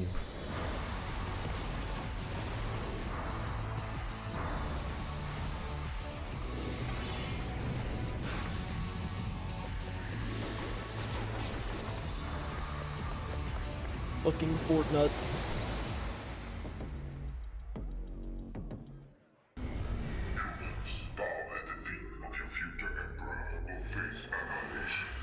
Steve, seriously, you don't stand a chance. 4 times. Or 4x. Project under construction. Is it like a mobile game though? Oh no, Stellaris Nexus. Or maybe it is. Good I mean, scavenger. Stellaris is fucking Scan awesome, your so. surroundings to retrieve and recycle anything that could be of value to Scavex.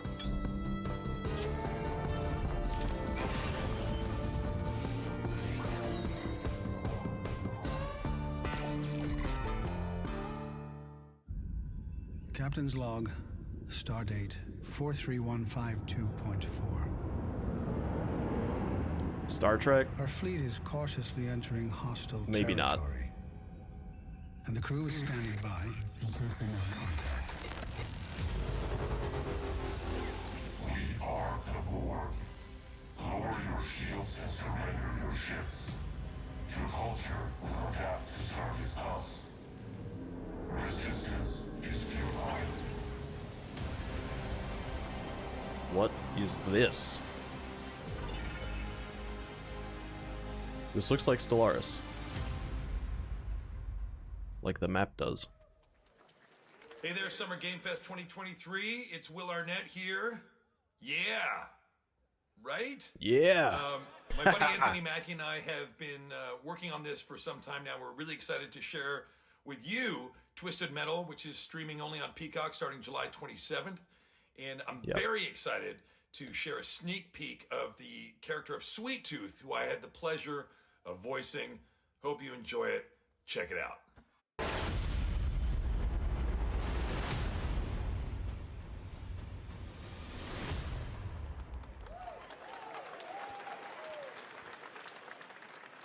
Dude in the front. Who hasn't dreamt of duplicating oneself in order to multitask? This new hack and slash game with a tactical twist allows you to do just that. Brought to you from France, here's the world premiere reveal trailer of Lisfunga, the time shift warrior, coming later this year to PC. Lisfunga. I don't know about this one. Goddess of time. Receive my light, Lisfunga. Let this power flow through you and fight again alongside your past selves. This one's probably gonna be a no. I'm here again.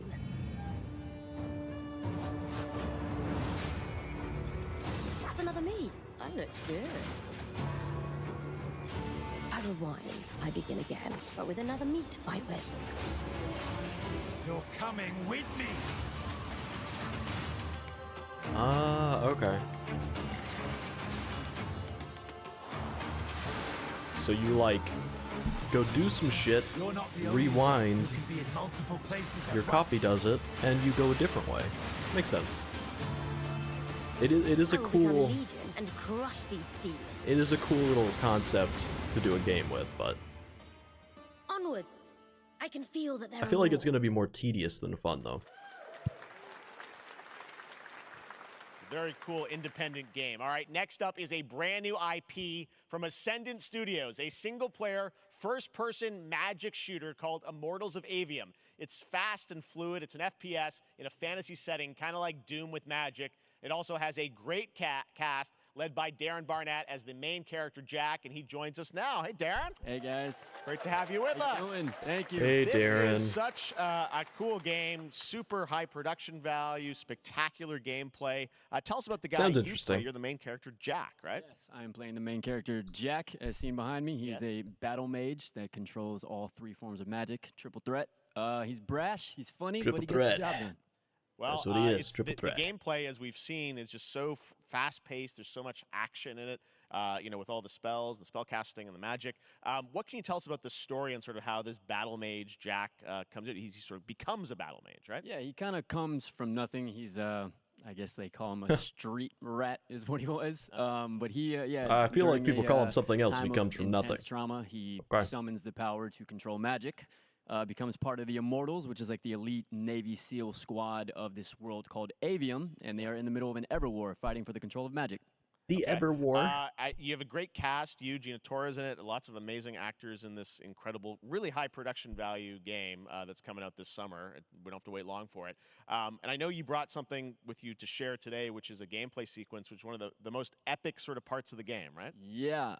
So this is a wild part of the game. This trailer is going to be showing you. So this is a wild part. Okay.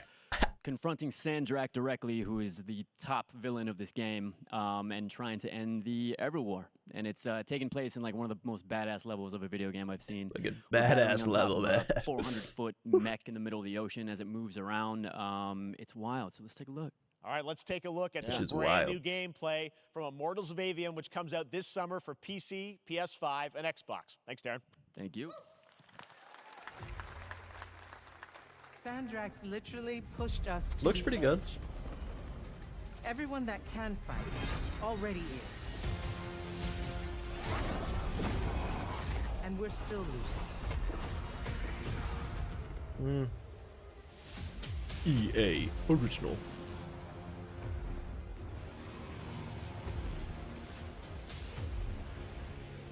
Fucking dude just like... What's our bearing, sir? So surprised. North by northeast, 5 knots. We'll catch him, sir. We'll catch him. So, yeah, maybe. I need like some real gameplay, you know? They've showed little bits and pieces. If it's about to release and they don't show more, then it's gonna be a no. Like, this better be a good like 5 minutes of fucking gameplay right here. Get to the control room and protect Selko. Zendara and I will hold off the Rashani. Are we playing Command and Conquer 3, dog? Gotta get to the control room.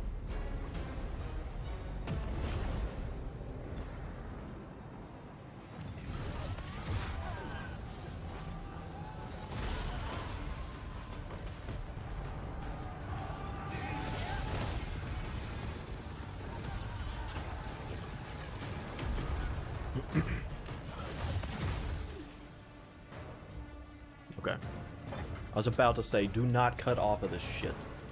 We need to see more if you're about to fucking release it.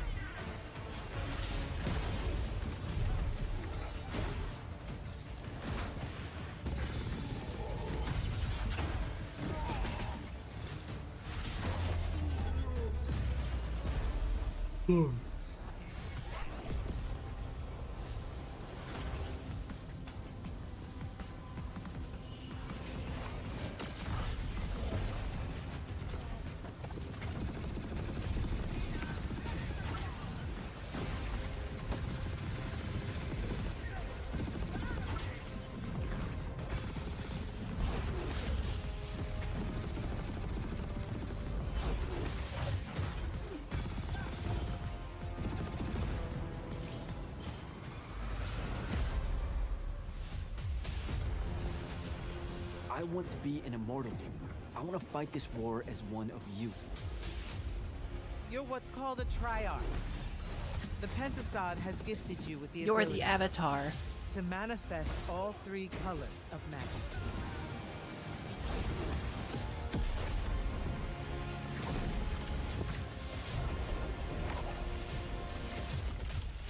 We're only going to win this one together. Sigil up. Sigil up, bro. Sigil up. Yeah, I don't know about that one. Love that we get to show you guys so much amazing raw gameplay today, and that game looks incredible. Coming out I do this like it summer raw, from but Ascendant and EA. Now, one game that constantly know about reinvents itself is Fortnite. And tomorrow, Chapter 4 Season 3 Wilds launches. And today, Summer Game Fest is debuting the cinematic trailer to preview the season. The center of the island has collapsed, revealing a Fucking vast Fortnite, hidden jungle literally. with ancient secrets to discover. And of Maybe I course, should turn. there's a whole new Maybe I battle should pass boot up some lineup Diablo where you can 4. unleash the power, yes, I don't know. of I just do not Cybertron. care about Here we go. Fortnite. All right. To be fair, no build mode. That is okay. Okay, no build mode is pretty good, but I could not care any less about Fortnite.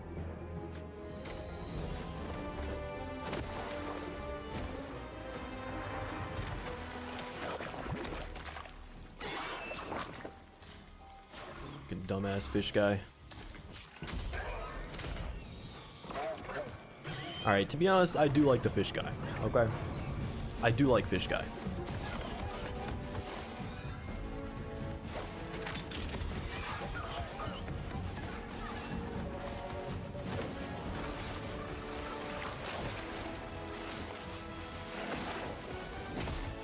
Are they doing a Fortnite, Tony Hawk, Jurassic Park crossover?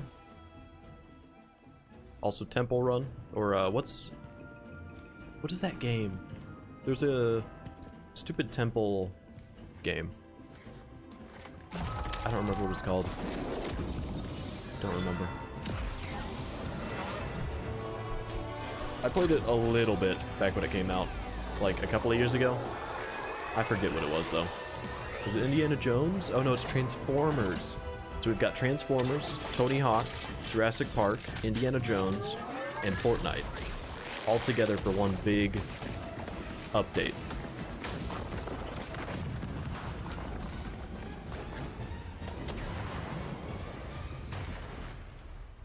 And also, oh,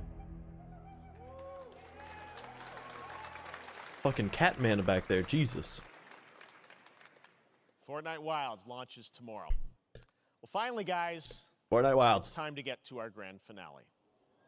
And it is a deep honor for me to present this game. What you're about to see is a world premiere trailer that gives us a new look at an expansive world we can't wait to explore again.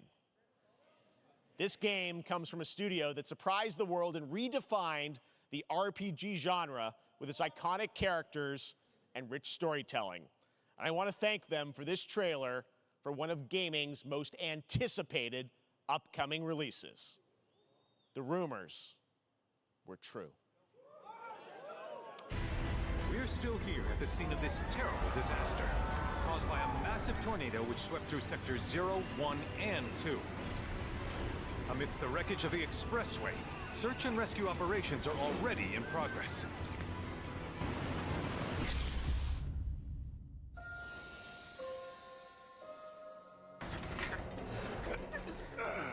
Interesting. Wow. Just look at it all. It's so green. Even after everything we've done to it, it's still going strong. It may look that way, but in reality, it's barely hanging on. I was wondering, what's Cloud been doing these past 5 years? Where's he been? And you're Where has he been? asking me this? This is gonna sound crazy, but as far as I know, Cloud was never in Nibelheim 5 years ago. The life stream. It is the very essence of our star. The blood coursing through its planetary veins.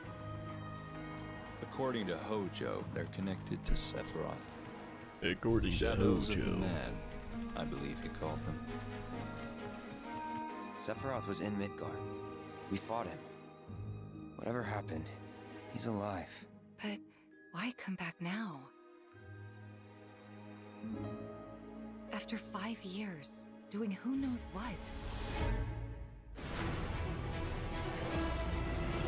Uh-oh. Well now, think we woke it up. Angered it, more like.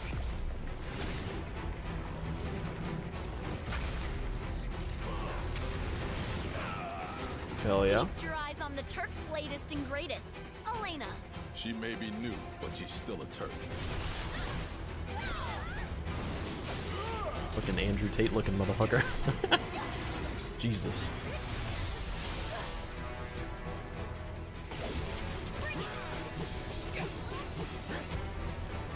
Okay, okay.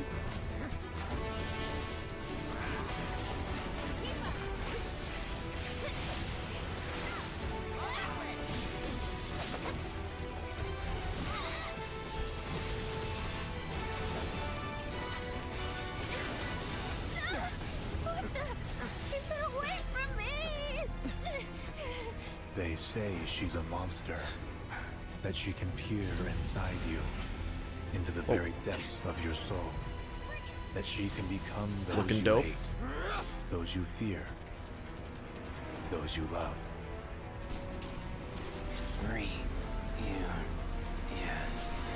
You murdered my dad! You burned my village! You know that I killed her. So, who is she?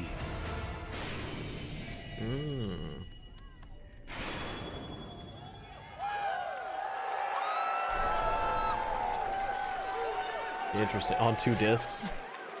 Fucking throwback. There Jesus. you have it. That was Final Fantasy VII Rebirth coming early 2024 to PlayStation 5. Nomura-san, thank you so much. All right.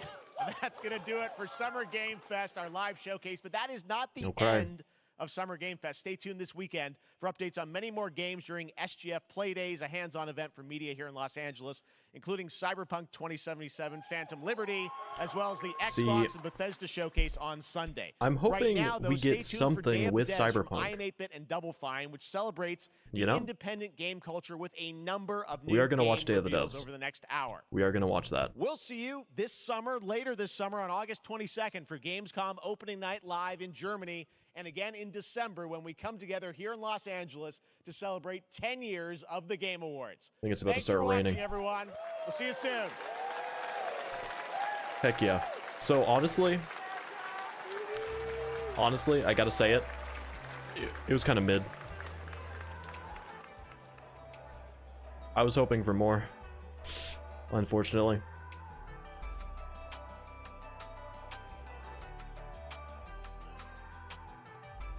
It was okay, but it was very mid. So we have a little bit of time. I think I guess Day of the Devs is I guess it's gonna be on the stream. I don't know. I was trying to see if it was a different place, but I don't know. So we're gonna stay on this, okay? And see if it pops up. But since we're waiting for a second, it's gonna be bathroom break for everybody. So if you gotta fucking go to the bathroom, get a drink, get a food, you know, the things that we do as humans, go do that. So I'll be back in a minute.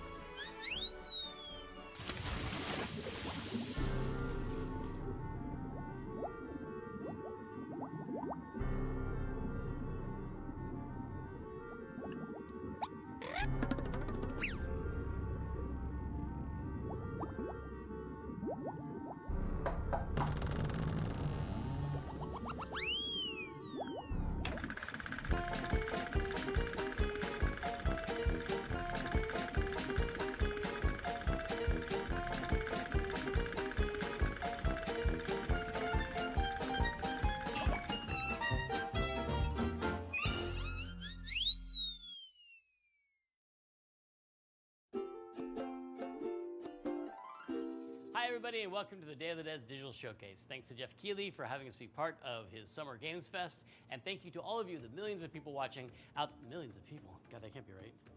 This thing has really grown since it started 10 years ago here in San Francisco. Day of the Devs was an idea from Double Fine Productions. You guys started too quick. I Am 8-Bit to put on a show that really Jesus. celebrated video games and focused on the fans and the developers. And Jack Black's cousin. To meet and celebrate games. It started as a live event here in San Francisco where we had developers showing their games where people could play So this is them, gonna be a bunch of indie games and drink, shit, because it's what, Double Fine and like I Am 8-Bit or something. And then during So the pandemic, it became digital only, and now we're doing both. A live we'll probably event and a digital have a showcase good so amount of people shit around the world can enjoy all going these on, you know. amazing games. We had a record number of submissions this year, more people wanting to be part of Day of the Devs than any year previously, and we have more world premieres today than ever before. I'm excited. I hope you're Pog? excited, and please, without further ado, enjoy Day of the Devs. Digital Showcase. There'll be effects on that. It's not good. Oh. I'm pleased to introduce a brand new game from a team that is near and dear to my heart. This is from Greg Lobanoff and the team at Wishes Unlimited, who made incredible games like Wander Song and Chicory. Here's Link their right new there. title. Let me know if it is too quiet, too loud, whatever. I think that's about right. Probably. World premiere. Hi, I'm Greg Lobanov, and I am Hi. bouncing off the walls excited to finally tell you what my friends and I have been working on together ever since Chicory came out a couple years ago. Introducing Beastie Ball. Beastie Ball. This is going to be a no from me. I will say, this is going to be a no from me. Beastie Ball is a turn-based RPG where you coach a team of beasties to play Beastie Ball, which is kind of like volleyball. You play as this customizable coach character, and you can explore this huge open world, recruiting all kinds of beasties to your team. So it's Pokemon Then mixed you can with challenge rival sports teams volleyball. to rise your way through the Beastie Ball rankings. Honestly,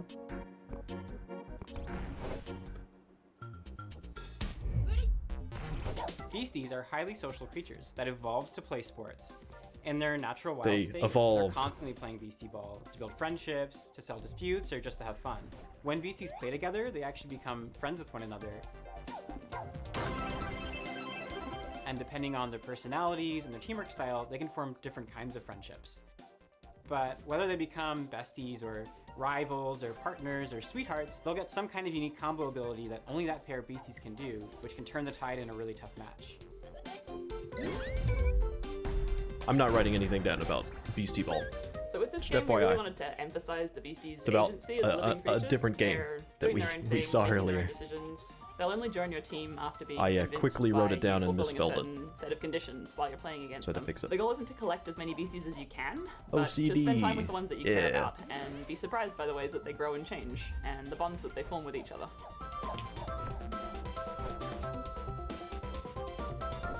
We knew we wanted to create a really wide variety of beasties that each have their own ecological niche and way of playing Beastie Ball. So we're working with a really wonderful bunch of concept artists and spending a lot of time on each design. All the beasties have a range of colors and sizes, and their poses and animations are all hand-drawn, which gives us lots of opportunity to express their personality. It's a lot of and work. their different ways Hand of drawing moving. that shit. To help give each BC that personality, we've been doing unique voices for them. Each one can express a range of emotions, and we've had a lot of fun performing that. Professional but it's not all dog, just nice. friendships and rainbows. This game is about sports. You come from a tiny town built around a nature preserve. You're kind of fucking zoom underdogs in. until one day This when the game- Beastie Ball League shows up and starts fuck? tearing down the preserve to build a stadium. Stay on this. Your only This way to game stop is the about construction is to rise sports. all the way to the top of the Beastie Ball League. Right from the start of your adventure, you'll be able to see all the great teams. Fucking on your crazy. map. You decide where to go, Crazy who ass zoom challenge, in. and what order. Jesus. And every time you defeat a ranked coach, the other ranked coaches become stronger. So no matter which way you go, you'll have a tough and exciting rise to the top. We're so excited to finally reveal this. The It's fucking- a really special project for us. And The if Beastie fucking Ball looks cool to videos you too, then please check us out at beastieballgame.com. For the super this is very, very this soon, is and something we'd that love would to be have on the your support. Wholesome Game Show Thanks very or much. Game We Fest or can't wait whatever to it's talk to you called. more about Beastie Ball. But the Wholesome one, that's what this would be on. Is one of those. There's a reason I'm not gonna cover the Wholesome In Hyper Light Game Breaker, Show.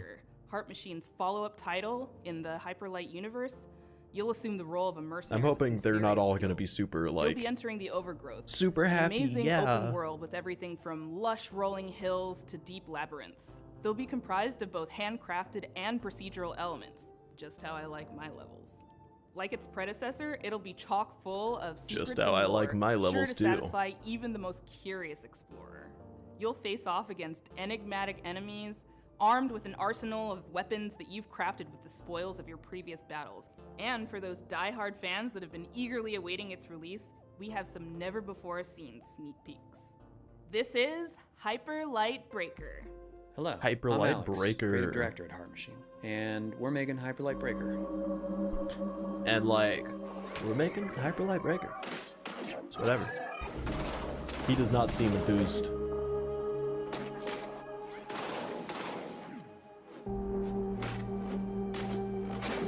It's still very indie. Hyper Light Breaker is a huge, stylish, bloody game.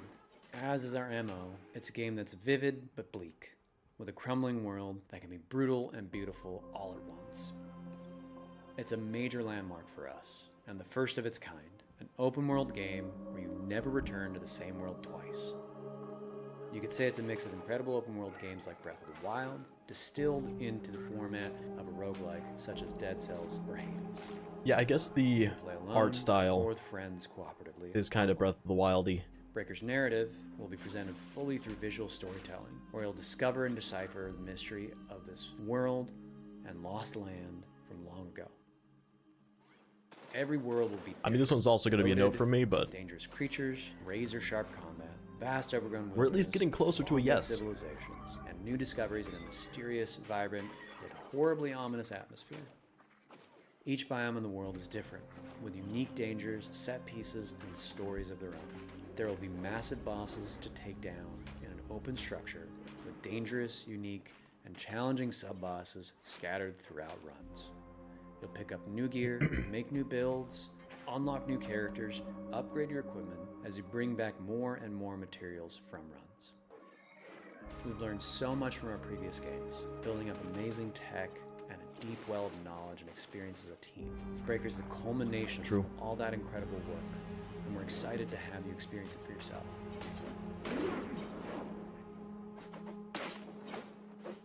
We'll have a lot more information on the game as we come closer and closer to early access later this year. Okay. Sounds good. And now, in true Day of the Devs fashion, we're traveling halfway around the globe to Transylvania to bring you a game that is not what you expect.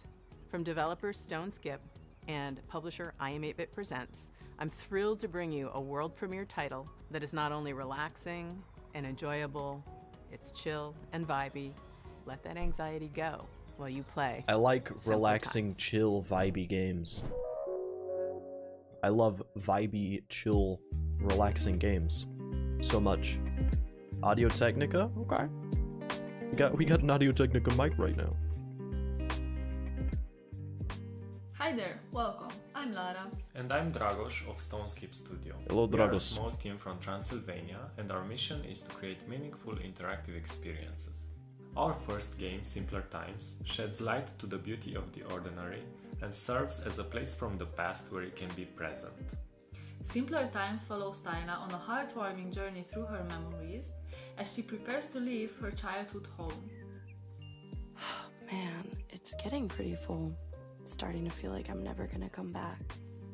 We want you to slow down and savor the present moment by immersing you in Taina's world. See, these games don't really work with me because I'm just not sentimental at all. Through visual storytelling I'm just not. and mindful interaction. So any of these you'll games journey where it's alongside like, her as she delves into her past oh, and you're uncovers packing and her thinking about authentic memories, and it's like, oh, it's so sad. You're gonna be leaving your childhood home.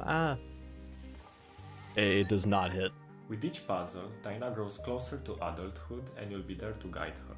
From simple activities like picking dried leaves from a plant to more complex ones like building a birdhouse, you'll interact with wanna objects build a that birdhouse? hold sentimental value for Taina. I really wish I could take you with me. I'm gonna miss our duets together. We know the world is getting faster every day. We live in it too. We wanted to create a space where players can take a break, slow down, and enjoy something meaningful. Yeah, this one's also gonna be a no Simpler Times from stems me. from stories we believe need to be told and heard. Inspired by this very place we're now sitting in, the game is a reflection of the physical spaces we spend time in and the memories we hold dear. I've spent so much time here looking out the window. It's hard to believe that I won't see this view for a while.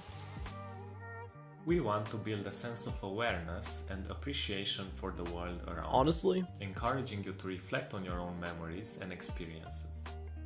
I feel Simpler like Times is coming soon if on it's PC something and that other platforms, you could so make sure to get wishlist into, on Steam and follow us on social media. I feel like Thanks for I feel taking like the this time wouldn't to be too listen. bad. We hope you'll enjoy playing Simpler It Times seems as like it much would as be you good enjoy for what it's supposed to be, you know? Bye. Bye. It's like childhood is the beach and growing up is the sea. Can I still take all these seashells with me? Can I lock them in a chest with my memory? Can I hit it?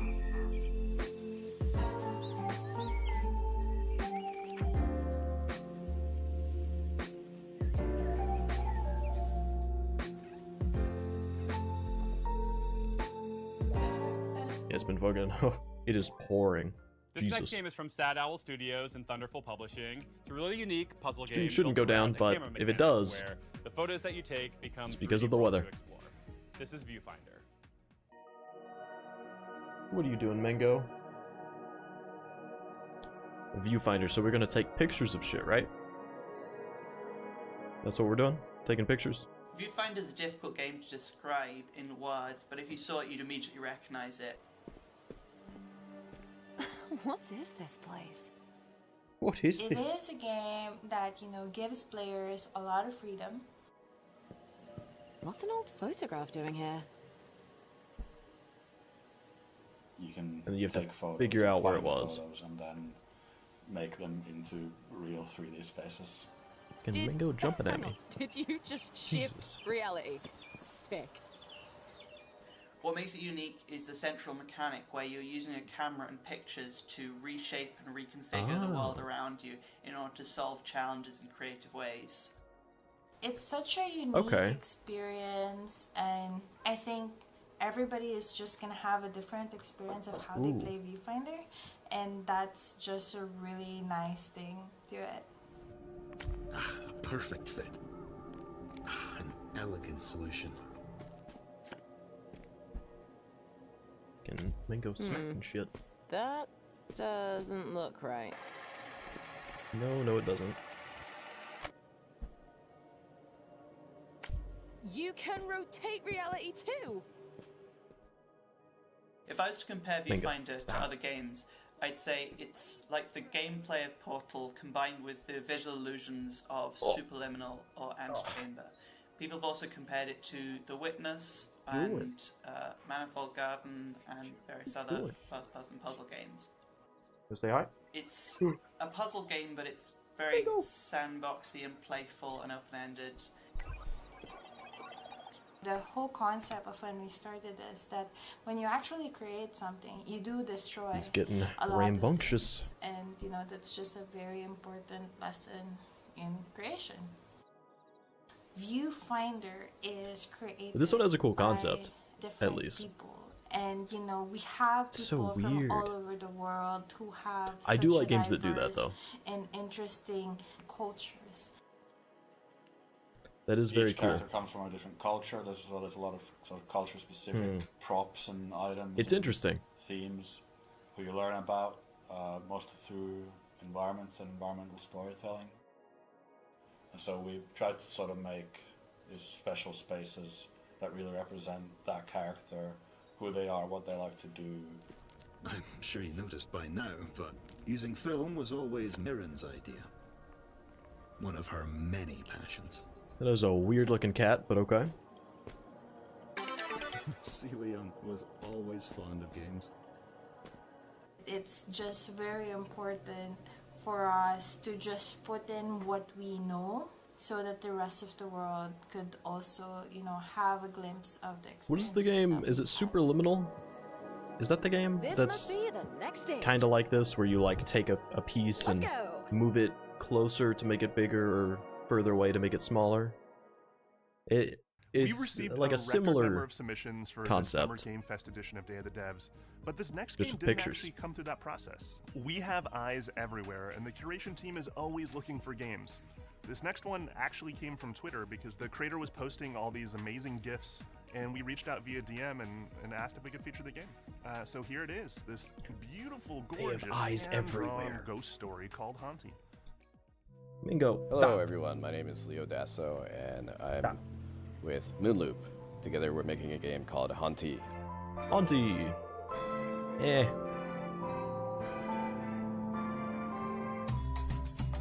I don't know about this one.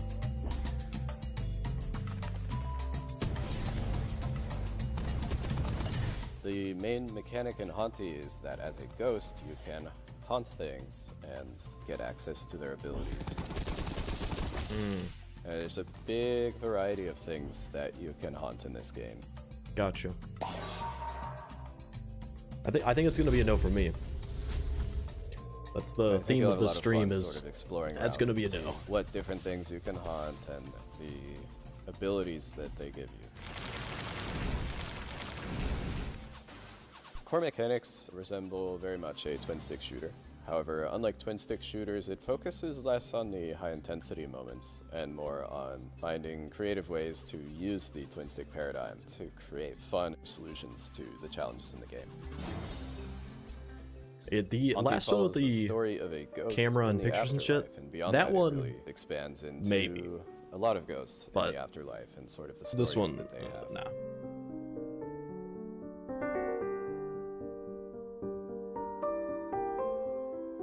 It's very much like a really short and indie story game. of Hunty both center around collecting these stars, and the stars have this special. Feels like it'd be like an hour or two. Ghosts access to pieces of their Gameplay, past but it's life gotta that be they've left short. behind. I feel like it would get old so fast. The environments and characters are all carefully crafted with a 2D hand-drawn style, so there's a lot of painstaking frame-by-frame animation work in there. And we have a fantastic soundtrack.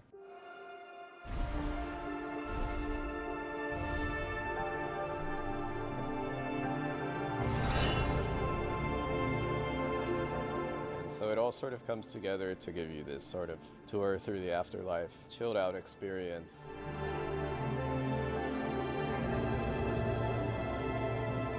If this is something you're interested in, be sure to wishlist it. It helps us out a lot. So, okay.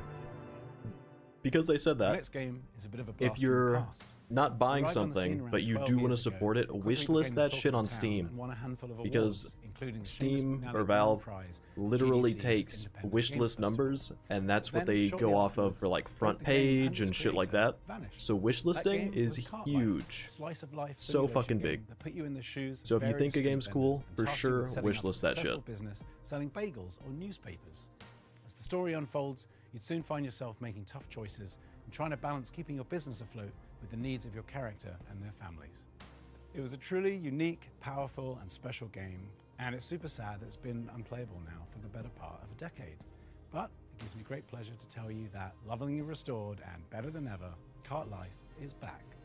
Car Life?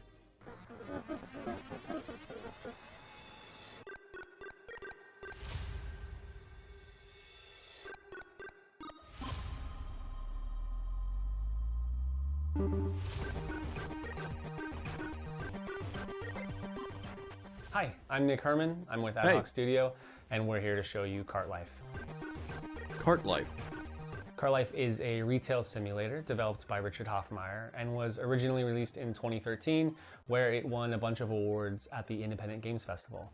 For Did a it? variety of reasons, he ended up pulling it off Steam, but all of us at Ad Hoc are such big fans of Richard's work. Now we're I never partnering heard with of him it. to help bring it back.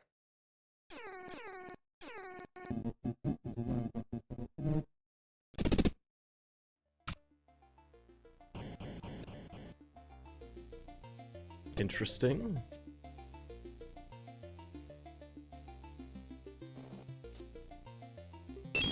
In Cart Life, you can play as 3 different characters in any order. Each have their own unique background and circumstances, but what they all have Vinny. in common is that they're trying to make it as street vendors.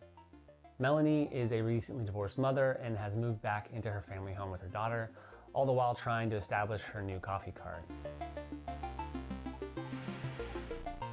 Andres is a Ukrainian immigrant who is trying to put down roots in a new town by opening a newspaper stand. And Vinny has big dreams, but never enough money to make it happen. He's hoping that Don't we selling all? his homemade bagels will help turn things around for him. Managing your own cart is not an easy job. Just like in real life, in Cart Life, your resources are limited. You need to take Yeah, I care don't of know about that yourself and others, and how you prioritize the needs of your cart against the personal needs of each character will determine the outcome of their stories.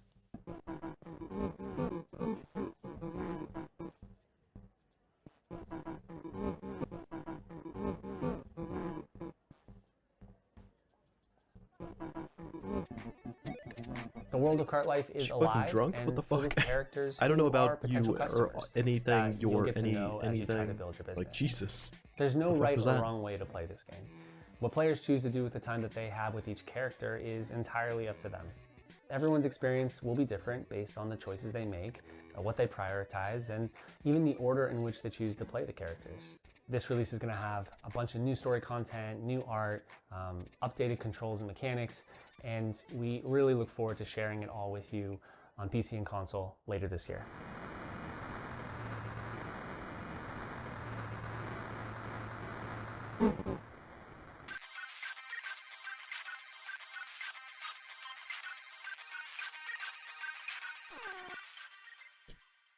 The Wish skateboard listed on renaissance has been going Steam. on for the last couple years in games, and as we get deeper into the grind revival, things are getting a little more avant-garde and daring.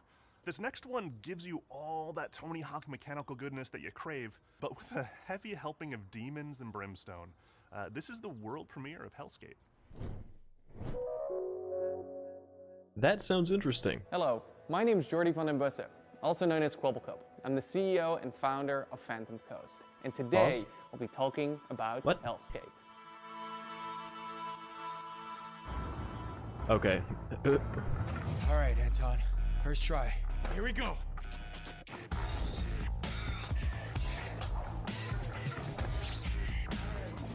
No! That was a good combo. All right, that's it. Too slow. Again. Hellskate takes place in Wertheim. Here you play as Anton Falcon, a skater through and through. All Anton wants to do is skate at Wertheim's fabled beach, even if that means he has to go through the gods and monsters who will do anything to stop him and his skater friends from doing what they love most. Honestly, skateboard mechanics are very similar to the arcade-like games such as Tony Hawk Pro Skate. I'm interested. I mean, our lead game designer Steve actually worked on Tony Hawk's Underground.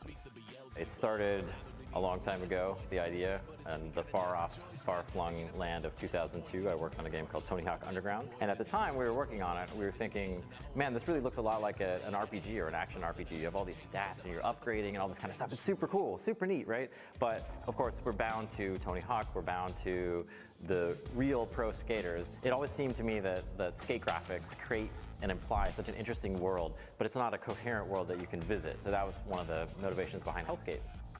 Hellskate is a skateboarding roguelike game. It fuses together old school skateboarding with the tricks and traversal, manual I do like grinds, roguelites. jumps, balance meters with a roguelite structure.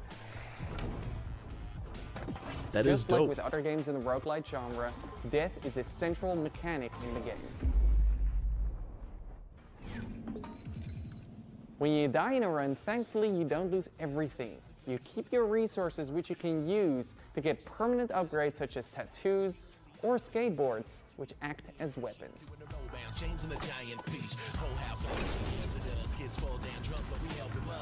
The combat in our game can be described as a fast-paced skateboard hack and slash. While you have your light and heavy attacks, the core of the gameplay revolves around your skateboarding tricks. The game should be quite easy for people to pick up and play. It has a combat system which is meant to be very friendly, very forgiving and rewarding, especially at the beginning. And then gradually it teaches you and ramps up the skill of the skateboarding, where you need it, when you need it.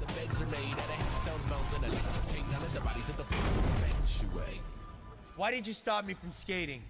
Look at yourself. Why did you stop your him? Wing, your arm. What do you think happens when that gets to your head? Thank you for watching this reveal of Hellskate. Wishlisting the game would mean the world to us. Thank you.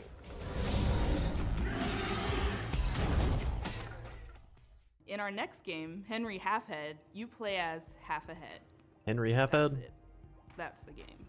But it's so much more than that too, because you see, Henry can be many That's things. it. Can be anything. That's the game. In fact, he has the curious ability to be able to transform into anything That is he it. can reach. Using this peculiar power and perplexing form, you'll live the life of the title character, navigating sandbox situations crafted by Zurich-based developers Lululu Entertainment, and in so doing, maybe ponder the philosophical questions. Who is? How is? What does it mean to be Henry Halfhead? Welcome! does May it I mean? introduce you to Henry? Henry's not just anyone. If they're anything, they're, well, everything. Henry can transform into everything in their reach. Yes, everything.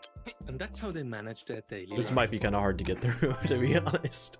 The Holy familiar shit. noise of Henry's alarm clock announces the dawn of a new day. And it Day will of the keep Devs. ringing until Henry gets up and calms the nervous Is gonna be a tough one to get through. Tick tock, tick tock.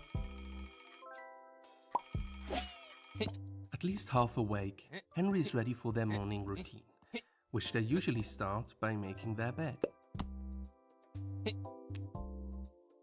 Staying in bed is tempting, but only leads to regret later. Henry knows that if you want to change the world, you have to start off by making your own bed. completing this simple task in the morning gives Henry a little bit of pride and the feeling of control over their life. With part of the morning routine done, Henry was ready to freshen up.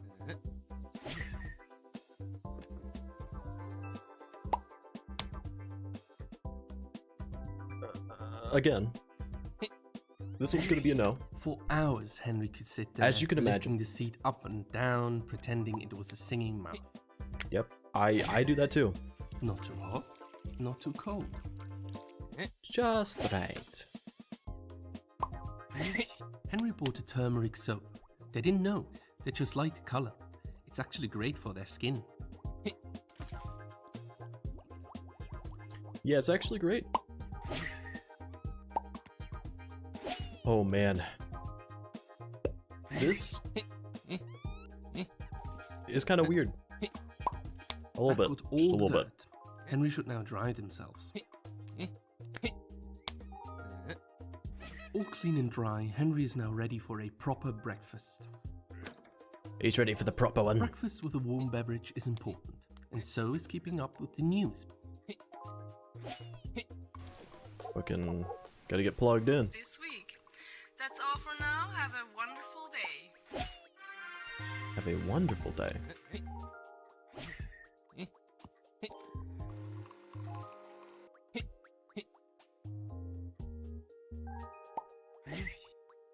The best drink Henry can make from beans.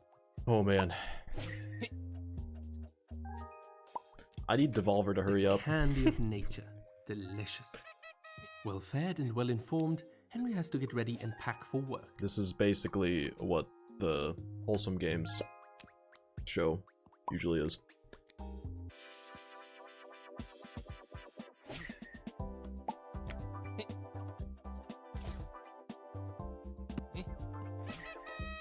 If Henry takes their lunchbox and leaves now, they can catch the 8 o'clock bus.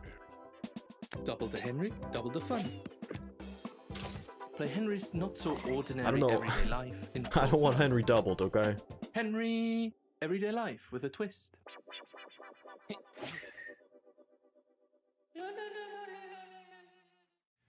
Our next game is from Geoff Keighley, a creator who's perhaps best well known for his work as master puzzle creator on Limbo and Inside.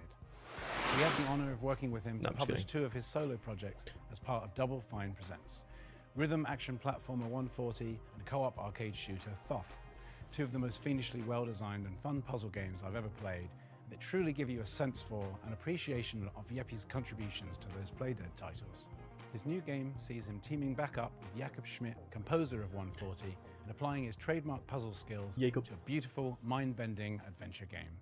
This is Cocoon. Hello, I'm Jakob, co-founder and audio director of Geometric Interactive in Copenhagen. I would like to show you what our amazing team has been working on for the last couple of years. Our game, Cocoon. Dope. We do enjoy things.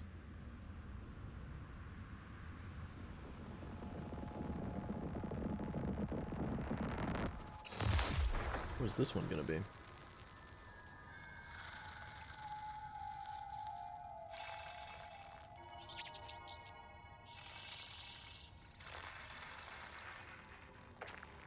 Oh man.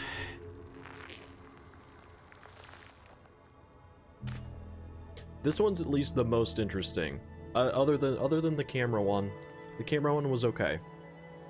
That one was like a cool concept. This one, Cocoon is an adventure game with multiple worlds, and each of these worlds are contained within an orb. Let me demonstrate by jumping out of the world which we are currently exploring. Just like that. That was dope. We are now in a world I like outside.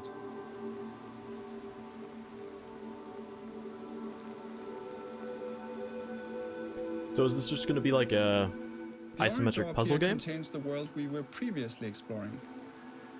I think. This seems like an isometric puzzle game. We are now in a world even further outside, and can explore this world using the orange orb that we picked up. Mixed with Inception. Because it's a world within a world within a world, you know?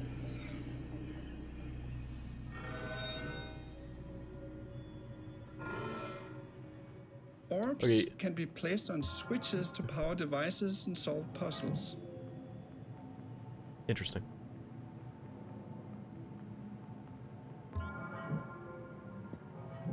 And you can even throw them into pipes. Throw it in a pipe.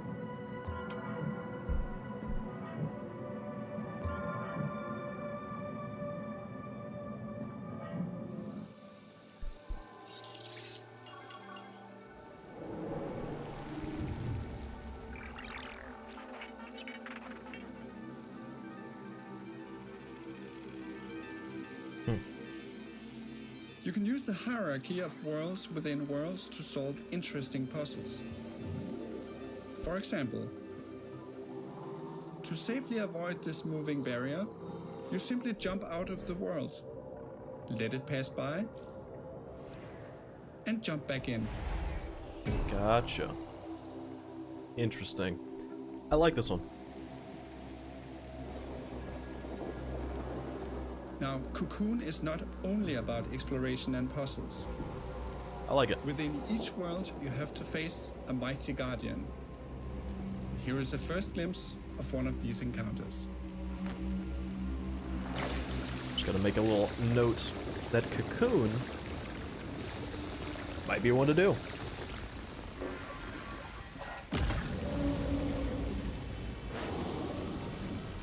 We'll see if they have a release date or not.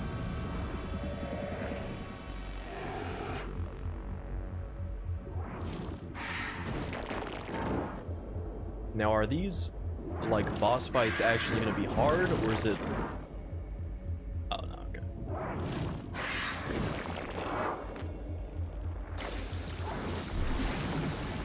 So you're looking for the world, and then you're dodging. And then you're shoving the world into the monster.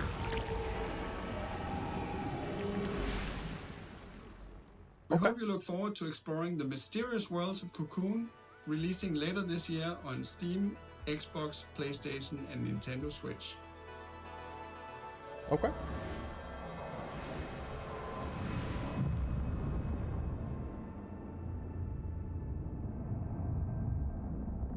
I was hoping they'd give like an actual date. But no. And now, I'm pleased to bring you a title from French-Canadian developer Impossible.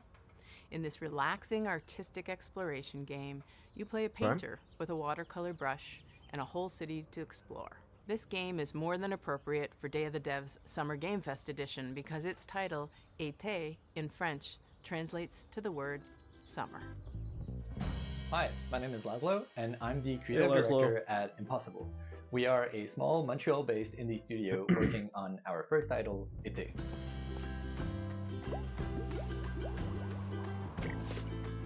Yeah, this one's gonna be no.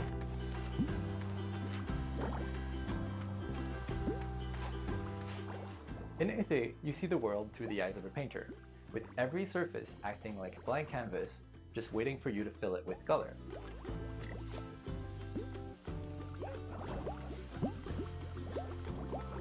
Été means summer in French, because it's set in our French-speaking hometown of Montreal, Canada, as you step into the shoes of a painter who's traveling abroad for, well, are you not summer. supposed to just paint everything? This is a game for people who love pure exploration. You're free to roam open city scenes at your own pace, following your curiosity, getting sidetracked, and discovering secrets along the way. Dog. Okay. They let you pet the dog. When you fill something with paint, you'll extract its color as droplets of experience. Good game. And as you level up, you'll become able to unleash larger splashes of paint that reveal a bigger part of the world at once.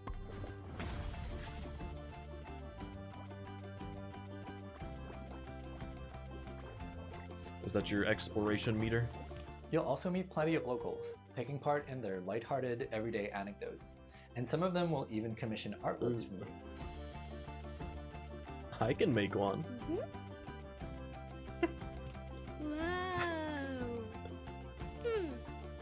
Oh, but using your bike, you can travel quickly back to your apartment and paint those commissions on canvas.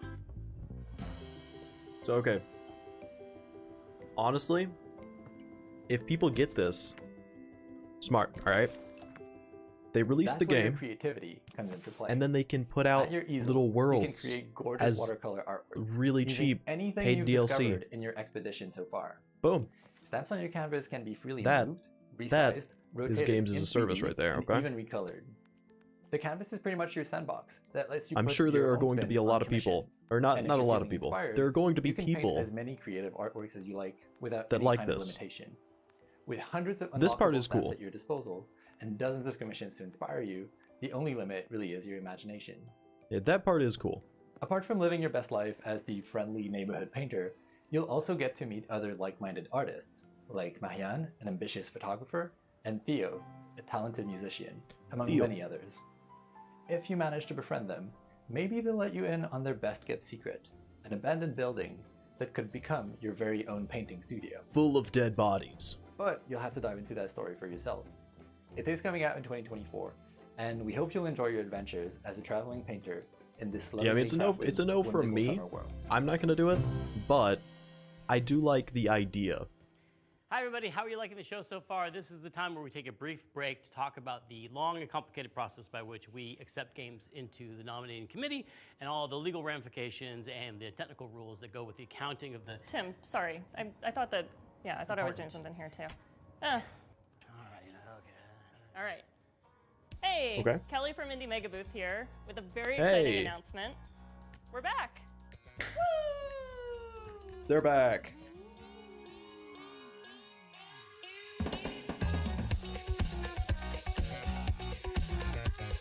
If you're a fan of indie games, you may have seen the Indie Mega Booth at shows I'm a like fan of PAX some. West and PAX East over the last decade, bringing together a curated selection of the best up-and-coming indie titles.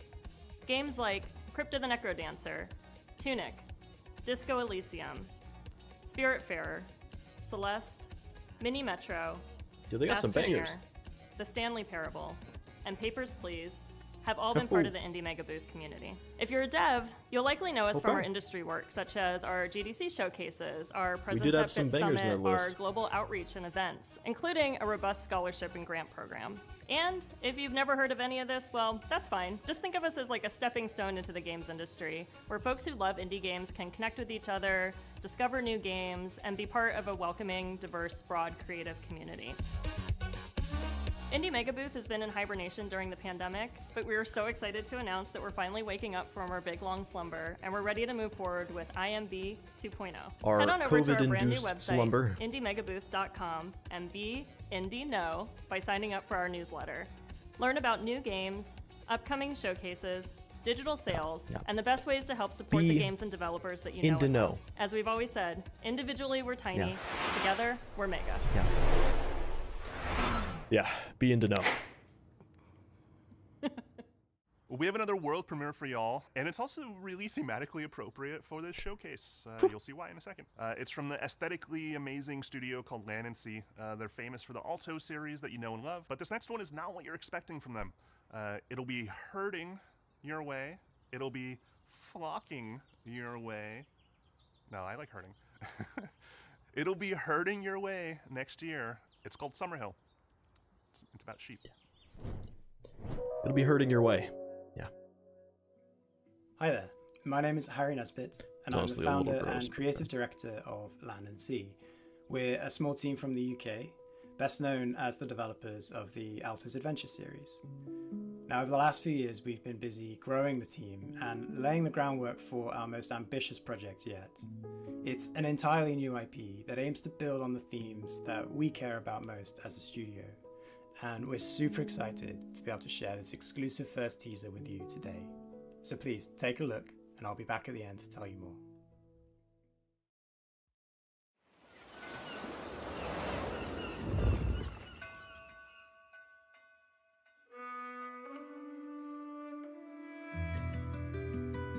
Alto's Adventure and Alto's Odyssey.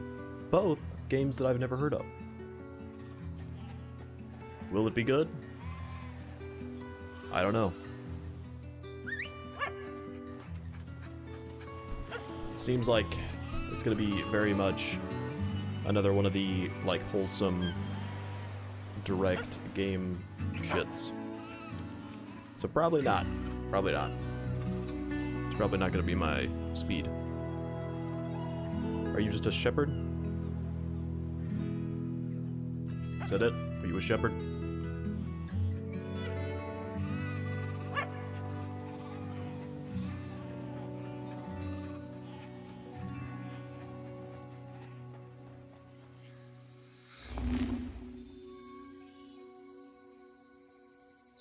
Pog? The gate is glowing, Pog? Oh, is that it? Jesus. We hope you enjoyed this first look at our brand new game, Summerhill. I don't know what it is. To give you a little bit more detail, Summerhill is a story-driven puzzle game in which you play as a young shepherd and their dog. You are a shepherd. Together you'll be setting out to rescue your lost flock that have been scattered across the mysterious land that lies at the border of your home. Summerhill brings together gentle problem solving, fluid herding-based gameplay, and striking pastoral landscapes Fluid to tell herding. a timeless coming-of-age folk tale. Fluid herding-based As a team, we've gameplay. been massively inspired by the rich history and cultural impact of sheep herding across the world. There are few people or places that haven't been impacted in some small way by the practice of shepherding. Even the name, Summerhill, is a name often given to highland pastures where sheep are taken to graze during the warmest months of the year. In many ways, sheep herding is in our DNA, and we really want to do justice to this timeless tradition and tell a story that could only be told in this way. We're also super excited to be working again with our longtime collaborator, Todd Baker. Todd is a composer and audio designer best known for his work on games such as Monument Valley 2, Dreams, and our very own Alto's Odyssey. We can't wait to share more with you, so if you'd like to be the first to hear about what we're up to, please head over to our Steam page to wishlist the game, or go to summerhill.game to join our mailing list. Thanks again, and we look forward to sharing more with you again soon.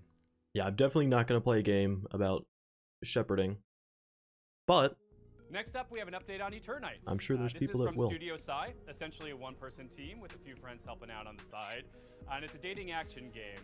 Now, you've heard a lot about this title. Sorry. What's happening? I'm sorry, Greg. I know I shouldn't be interrupting Day of the Devs. Okay. But it's urgent. A virus has turned most of us into... I don't know how much longer we can hold out. It won't be easy, and the road will be long, but who knows?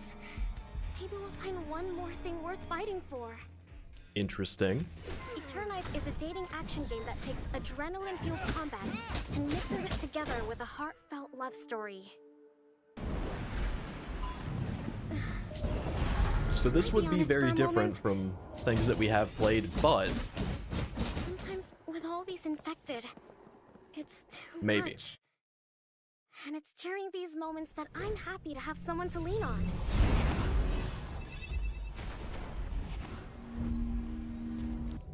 Fighting for our lives, solving puzzles, exploring dungeons. It all seems easier Like, it doesn't when you look have that bad. someone special by your side to make things less scary. So, what now? Did you just shush me? Because the teacher might hear us. Oh God. Hey. Have you ever passed a note to your crush? I mean, or you can just fight for friendship. That's cool and not... Wow, we are so cheesy. Minigames! Yeah, I'm gonna tell you right now, if I played a game like this, oh, I would. Oh, so much cringe. So yeah, you can fight monsters, explore dungeons. I don't know if I could do it. I mean, so many things like trade, scavenge, dates. Did I say date twice? Anyway, It's like 5 you times. have to manage and balance all these activities if you want to save the world. The clock is ticking. Okay, cool. Bye!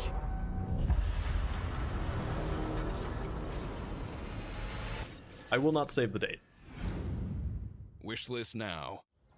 Next up, from Italian-Icelandic developer Evil Licorice, comes a nostalgia-fueled gadget-building sim that demystifies electronics engineering and allows you to share your creations with the community. Hello everyone, I'm Marco Bancale from Evil Hello, Licorice, Marco. and I'm one of the designers of Retro Gadgets. This is interesting. Although it takes me forever to build something like this, I love the feeling of seeing something happening on a screen like this one when I rotate the knob or I press the buttons. And this is where the idea for Retro Gadgets comes from, is to being able to build digital gadgets with little effort. We love Pico 8 by Lexaloff because it brings you this retro environment where you can build your own games in Lua. And we also love Shenzhen.io by Zachtronics because it managed to teach you low-level programming effortlessly. And Retro Gadget tries to take the best of both worlds. So if Retro Gadget has achievements, hardware building I'd be down. All this is packaged in a cozy and because it's like inspired environment. I don't know. We have a fantastic community. I feel like it'd be cool. People have been creating insane gadgets that go well beyond our initial expectations. So please join our Discord server and check them out. Retro Gadgets is in early access on Steam, and we have big plans in store. Bye. Big plans. Very interesting. If you've ever watched the Mars Curiosity rover on one of its missions, you very well may have become fascinated by one of the hyper-specific contraptions and gadgets it keeps on board to measure soil samples and hunt for traces of water. Our next game poses a very important question, though. Of course. Sure, Curiosity can tell us the weather on a planet millions of miles away, but can it deliver a pizza? In Mars First Logistics from Shape Shop, you'll be given the task of carrying awkwardly shaped objects from point A to point B by assembling and piloting your very own Mars rovers. And in doing so, perhaps you will solve the pepperoni-based problems that truly matter. The pepperoni-based problems. I'm Ian McClarty from Shape Shop. We're a small team based in Melbourne, Australia, and we're making this game, Mars First Logistics. In Mars First Logistics, you'll be helping to establish a colony on the surface of Mars. You'll do this by transporting often awkwardly shaped objects between A and B, using vehicles that you design and build yourself. Uh-huh.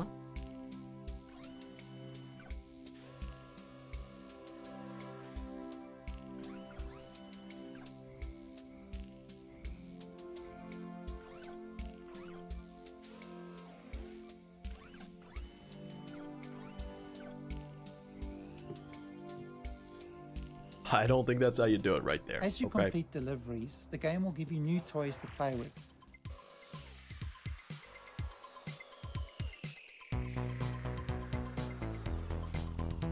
It does seem interesting. Kind of.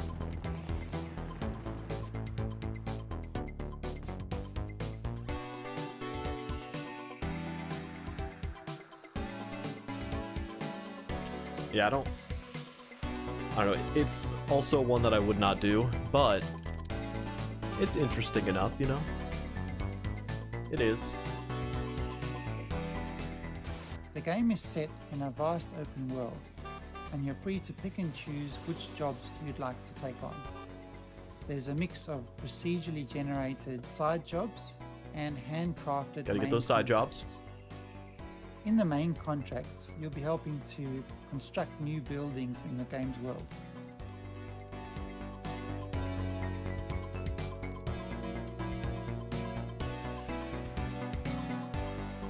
One of the main challenges in the game is figuring out how to pick up each item and deliver it safely to its destination using the parts that you have available.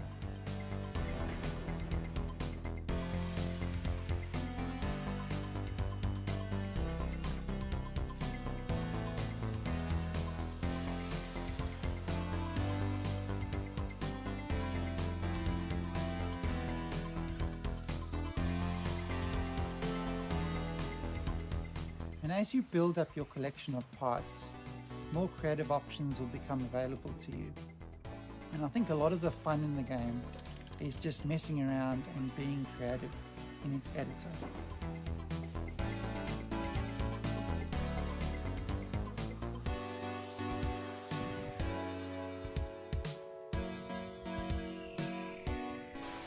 And finally, I'm really excited to announce that Mars First Logistics will be launching into Steam Early Access on the 22nd of June. That's just 2 weeks away, and we're really looking forward to seeing what everyone builds in the game. Thank you. Yeah. You'd think the aftermath of a worldwide flood would be pretty bleak, right? Well, UK Right. and Denmark-based studio Die Gute Fabrik has a different take. From the studio that brought you Mutazione and Sports Friends comes the all-new adventure set in the sprawling post-flood world of Salt Sea. The adventure unfolds differently with every decision, so there's always something new to see in your next playthrough. So buckle your swashes and get ready for the world premiere of the stylish, seaworthy Salt Sea. Get it? Because Swashbuckler? It's a pirate game. It better be a pirate game. Hello. Hello. We are Die Gute Fabrik. I'm Hannah Nicklin from Die Gute Fabrik, and we made Salt Sea Chronicles. We're super stoked to show you the world premiere of Salt Sea Chronicles today. Huh. It's a flooded world, story-driven adventure game where you play as a ship's whole crew. I don't like the art style. The art style is not my style, unfortunately. But we have 17 minutes before a Devolver Direct. The thing that I'm waiting for. At the beginning of the game, I'm trying to get through this. Discover that Maya, your captain, has gone Trying to. missing. And together your ragtag crew are going to heist a ship and set out across the Salt Sea archipelago in search of clues. It's a tough one, though. In each chapter of the game, you'll decide where to head next, who to explore with from the crew when you get there, and what to say to the people that you meet along the way. Salt Sea Chronicles' unique art style is brought to life by beautiful animation, and each location is built on the fragments of this world that came before. Our art team have really done an incredible job. One of my favourite locations is called Los Gatos. It is very stylistic. Like, they've got a style that they're going for, and they're doing it, right? It is definitely very stylistic. Now, I may not like this style, but it's a really good way to sort of take a they break at least from the do story. have a It's style called that they're going Spoils, for. and you can play it all over Okay. the archipelago, and you might discover how each community And yes, has we just slightly different moved the house desk back rules. up.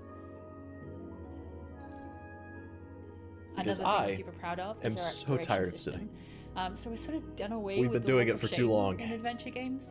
So if you miss a clue, instead of sort of slowly traipsing to the other end of the island, you're just going to tap the shoulder button on your controller or select a screen span arrow to move almost instantaneously across a space. It allows us to lay the story down away from a linear path much more organically. Salt Sea Chronicles doesn't tell a story about a hero. It's a story about a community and how you navigate the world together. And each community that you meet in turn is going to be rich and amusing and strange, maybe, and have its own things going on. There's also a strong sense of genre-based storytelling too. So while you might be new to the world of Salt Sea, you'll know that you're in a Scooby-Doo chapter or a Romeo and Juliet chapter or a Detective Okay. one. I There are can't wait plenty to of be in a laughs, Scooby-Doo the tough chapter. choices Hopefully and it's not meaningful moments Velma too. style and Our writers' room it's of OG award-winning Scooby-Doo. storytellers have done an incredible job. We're so delighted to share Salt Sea Chronicles with you all today, and I can't wait for you to explore the rich world, get to know the wonderful characters, and to hear what paths you chart when you play. Yeah.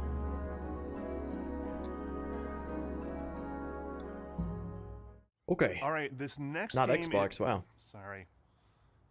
Tim keeps texting. Let's see. Oh, Tim wants me to read something. Apologies, but this seems important. Okay. No The problem. thing I love most about Day of the Devs, says Tim, as me as Tim, I don't know, is getting to know all these amazing game developers. I love hearing them describe their games and their creative process, but I wish I could hear more. I wish I could be a fly on the wall, eavesdropping all their private conversations, all their ups and downs, their triumphs and tribulations, while making a real video game over the course of 7 years. Too bad there's no way to do it. Or is there? This is actually pretty cool. Two-Player Productions was embedded with Double Fine for the course of 7 years while they were making Psychonauts 2, and they made a super hyper-duper long documentary series unlike anything you've ever seen in games. All the intimacy, all the tears, the outrage and joys, and all the things that happen in game development that never really gets documented because who has access like this? So here's a very quick sneak peek at their incredibly long series. We highly encourage you to watch this thing. It's amazing. It's absolutely amazing. So what's next? Wowzers. Psychonauts 2. To get to the dollar amount we're talking about, it's probably going to take financing from a lot of different avenues. Whenever Grasslands is going to start, Tim's just going to start taking our people. So there's a ton of stuff going on right now. It's kind of breaking me. But you know, it's fun. It'll be really rewarding when it's done. Hopefully you get a chance to work on a Psychonauts game in the near future.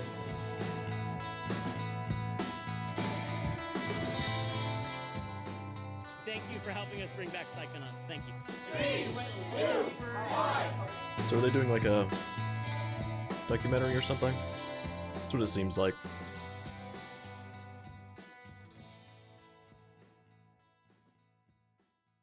All episodes. To submit your game for future Day of the Devs, With a series or to for just it. hear about Day of the Devs in general, Which, go to that'd be cool. dayofthedevs.com for I do more want to watch the Hideo Thank Kojima you one to too. all the incredible sponsors that have been with us. That'll since be the that'll very be cool. beginnings of Day of the Devs. We're going on 11 years. We could not pay for any of this without these sponsors. They donate to us. Ask for nothing in return except a showcase of incredible games from indie devs all around the world. So please, applause for all the Now, cool logos on the screen. We appreciate you. Devolver We couldn't do this without you. Thank you. isn't Thank you supposed to again start to until the incomparable Dose 12 One. minutes from He's now. been supplying the beats for all the transitions between all these amazing games. So I don't know Ever what we're since gonna we do for started 12 doing minutes, these digital showcases for Day if of the this is Devs. ending now. Thank you again. You're a hero amongst heroes. Go check out his music. It's amazing. Hell, Dose One is incredible. Thank you for watching Day of the Devs yet again. If you're looking for more information or you just want to subscribe to the coolest newsletter in all the land, go to dayofthedevs.com. The URL on your screen. I don't know how Follow cool it's us on gonna be, Social media. We got more to coming be up honest. this year. Thank you to our friend Geoff Keighley. The Summer Game Fest showcase was amazing. We're so happy to be a part of Summer was Game good. Fest for these last Kind 8 of. years. I don't know. Definitely stick around. We're not I completely feel like this done one was yet. mid. We have a musical performance featuring the Like sounds of the New Summer Games Caledonia, Fest thanks to our friends who made the mainstream. game Chia. It's worth it. This, It's really I don't cool remember how happening right Day now. of the Devs was before, but it was. I would say it wasn't great.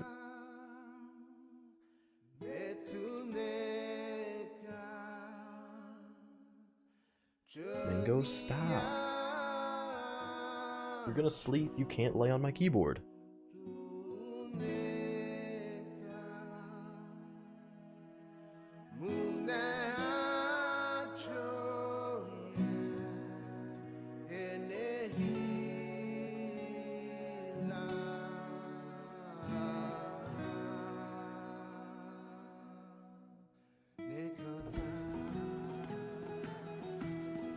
Interesting.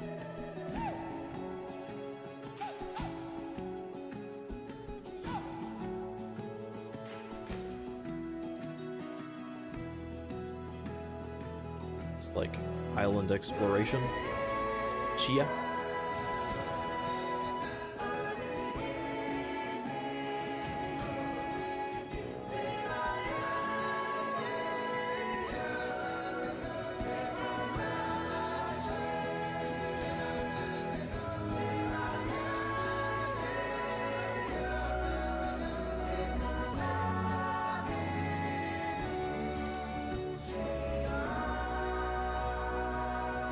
So is it literally just island exploration, and that's all this is? For whatever game this is? I guess, I don't know. I don't.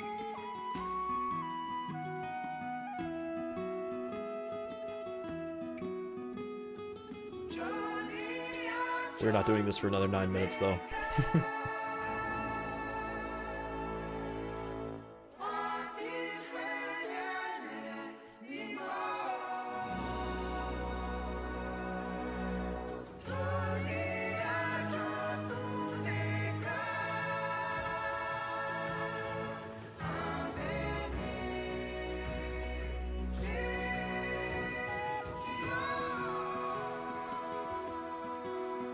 Fucking getting down with that instrument. I don't know if it's a flute or something. Or no, I don't think it's a flute, right? I don't know. Where's my band kids in chat? Alright, so Day of the Devs is over. Now we're waiting on Devolver Digital, which 8 minutes. I'm hoping they start a couple minutes early. That's Day of the Devs started a couple minutes early, so we're a little ahead of schedule, but we will see. Because Devolver, oh, if you guys have not seen a Devolver Digital stream, you are in for a treat. Devolver Digital is always super crazy. It's like high production value, just craziness with a couple of game trailers or announcements or whatever mixed in. It is always so good. So good. So I'm excited for it.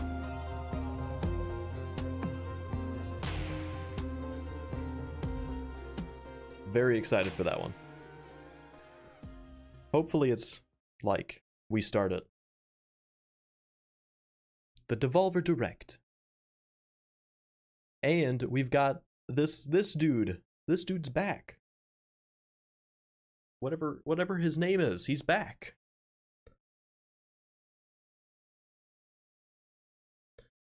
So what is everybody thinking about these games? I don't know if anybody in the chat, I don't know if my viewers are really into many of the like wholesome game showcase things that the Day of the Dev had, but maybe. I don't know. Most of those I was not interested in, other than I think there was like 2 that were like, oh, okay, that's kind of cool. But I think the only one that I was like, yeah, I actually might play that one. If I can get a review key from them, I might do the Cocoon game. That's the only one that I'm like, yeah. And because it's an indie dev, I'm sure they're gonna do some review keys. Hopefully. But out of this whole Day of the Dev thing, that was the only one that I'm interested enough to actually look at. The others, nah. Hard pass. I guess we will get some music going, because they have no music for this. Absolutely no music for this. But yeah, we are chilling, we're waiting.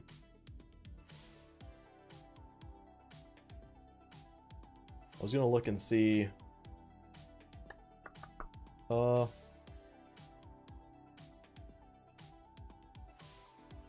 There's a way for me to do this, but I don't know.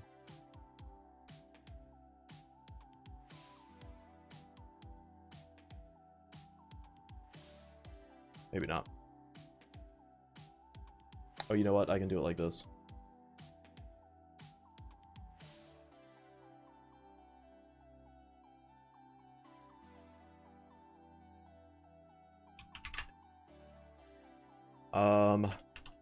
Fucking...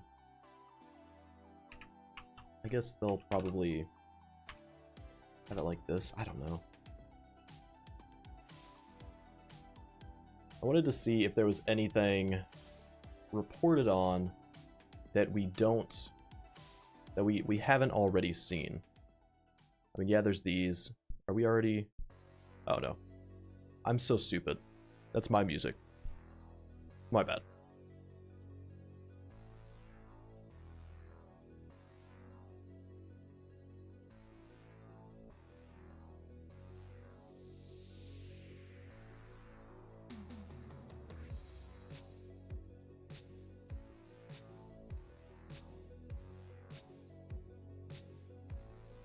This is so weird.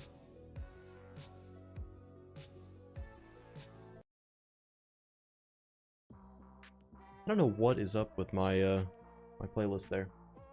But okay. Yeah, of course we've got the Fortnite thing. Sonic Superstars?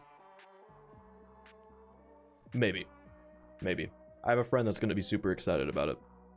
Alan Wake 2, it's not going to be on Steam, and I'm still probably going to play it. I will literally do my first... Okay. Okay. I will probably play it. If it's on Epic and has it's on Epic. If it has achievements through Epic, maybe. Maybe. I was also thinking about if it would be worth it to get a PlayStation 5 to do these exclusive games that aren't going to come to Steam. Maybe. Maybe. We'll see. If I do that, it's probably not going to be a thing where I could ever stream the PlayStation. Because I'd have to like take everything apart and set it all back up. I'm not trying to do all that. So, we'll see. We'll see. It's a maybe. It's a maybe. Like a Dragon, of course. Another Yakuza series game. Star Trek Infinite. Eh. This one's also a eh.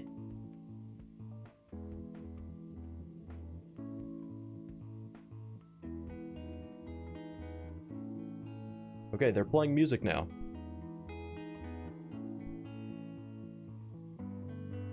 $15 minutes? Oh my. Jesus. Alright. So we've got some time. We've got some time. Let me go to the live, okay. So we're gonna go through some IGN shit and see if there's anything that we missed. Pal World, fucking huge. This one, oof.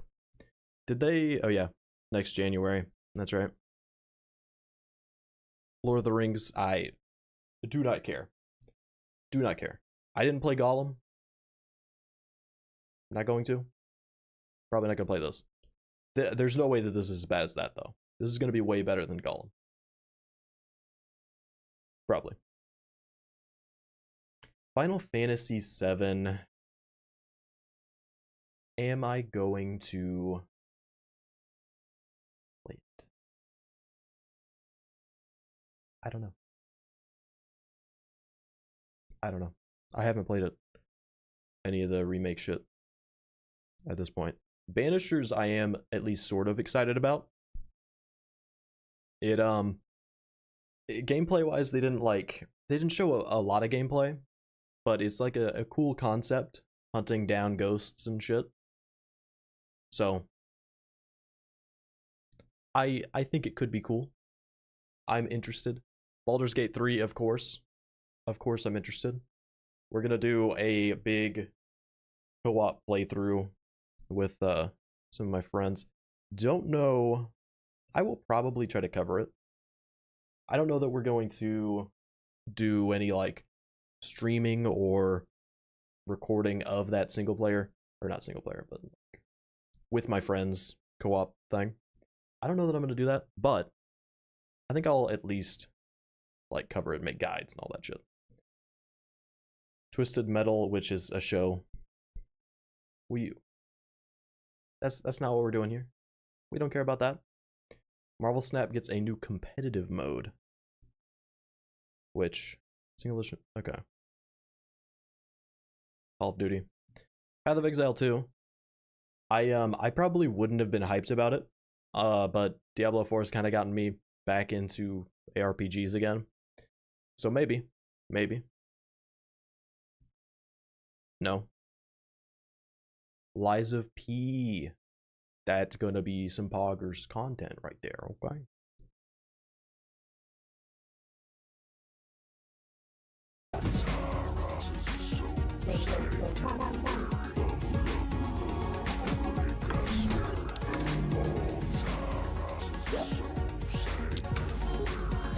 What are we doing with Sludge Life right now?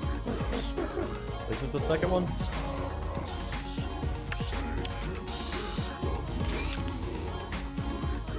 Yes, second one. We did the first one. Oh, jeez. I just saw that they were doing some Sludge Life shit. I was like, is that something we need to look at? I'll just let that play in the background. That's gonna be our music for now. Is the shit from that. Warhammer 40k Space Marine 2. See, I thought this was already co-op. Or is this different than what I thought it was? Nicolas Cage, that one was Pog. That one was pretty cool. We already knew about it, but seeing Nick Cage out on stage was probably the highlight. Yes, Your Grace, sequel announced. See, I didn't even know there was a first one. I didn't know that was a sequel. But it looked good. I liked it. And then Witchfire. That one, there was something, I think it's what platforms it releases on, was why I wasn't like, oh shit. Like, Remnant 2. I don't know. Under the Waves. That... I don't know. I was hoping for more unsettling, more like underwater horror, but it didn't seem like it had a lot. It was more just exploration, which isn't bad, but you know, I like a little extra horror in there. Yeah, fucking Mingo is shaking the camera. Still have 10 minutes. Let's see. Bro.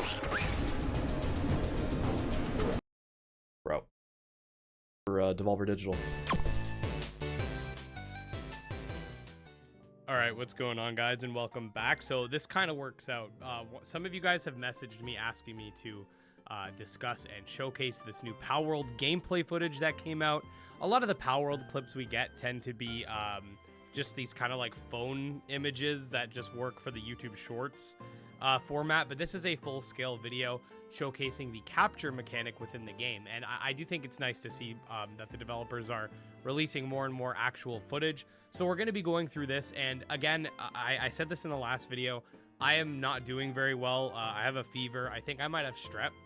So we're gonna muscle through this, but if I sound a little off, or if I'll try not to cough and stuff like that, but just bear with me, guys. Next couple videos are going to be unscripted Tamer news on Monday, and then hopefully by then I'll because I got a lot of fun stuff coming back to it.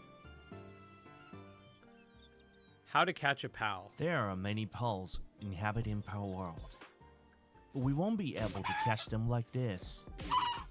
So how can we catch one? What's even voiced? You gotta shoot that bitch. First, let's weaken the PAL. Then throw the sphere. Throw the sphere. Jesus. Oh, there you go. Good job. And they show your chance as it goes up. Okay. Palworld has a lot of weapons. We can use a bat. You can beat the sheep or the chicken with a bat or your fist. A bow is probably or shoot it with easier. a bow. I saw that roll dodge there. Of course, there are or guns, a gun. but ammo and you can isn't pop infinite. that bitch. Assault rifles are useful in team fights. Rocket launcher if the fighting is tough. Okay. Cleanup time. After we you just fucking kill those bitches. Throw a sphere. Jesus. Throw a sphere. Throw a sphere. Throw a sphere. Throw a sphere. Throw. So we've got custom clothing. We've got. So. We both just paused.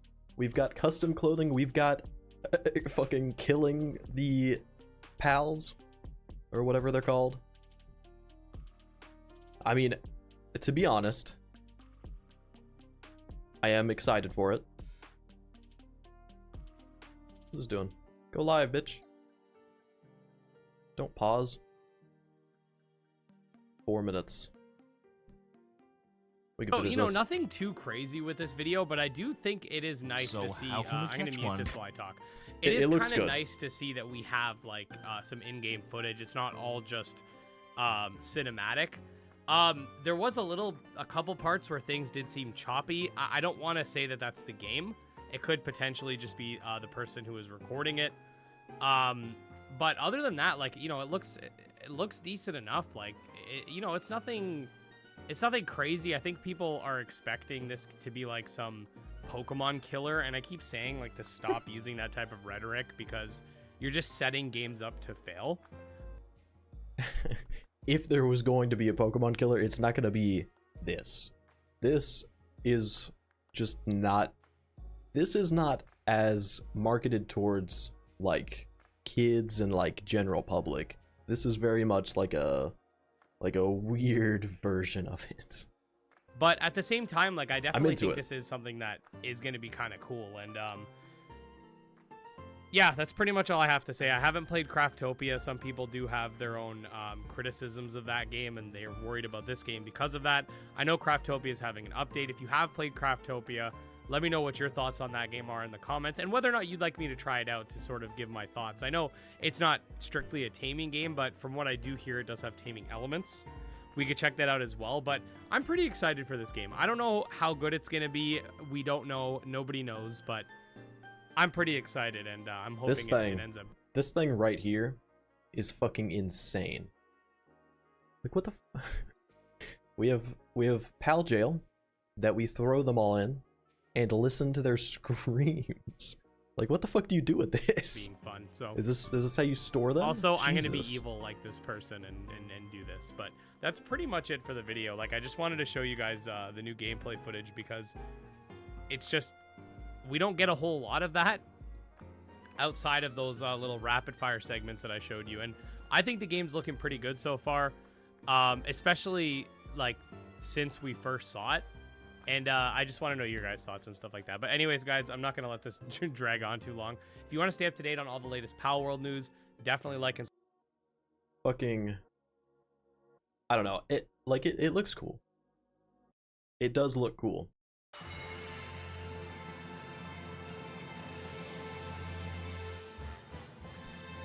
We have 2 minutes. 2 minutes.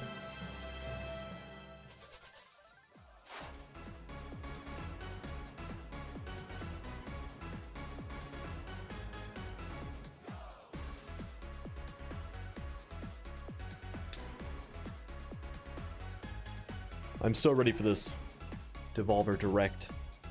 See what crazy shit they cooked up this time. Now, again, anybody that doesn't know what Devolver Directs are like, it's basically... It's more like just a fucking acid trip TV show with game announcements sprinkled in. They've always got, like, weird, crazy narratives going on. So it'll be a fun time.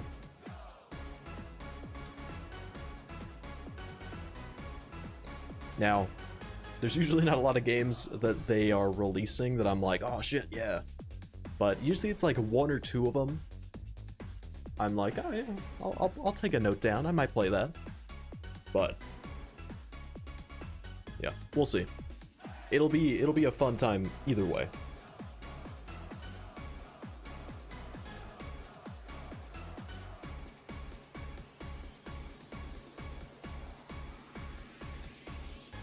"30 seconds. If you gotta get a drink, you better get it now."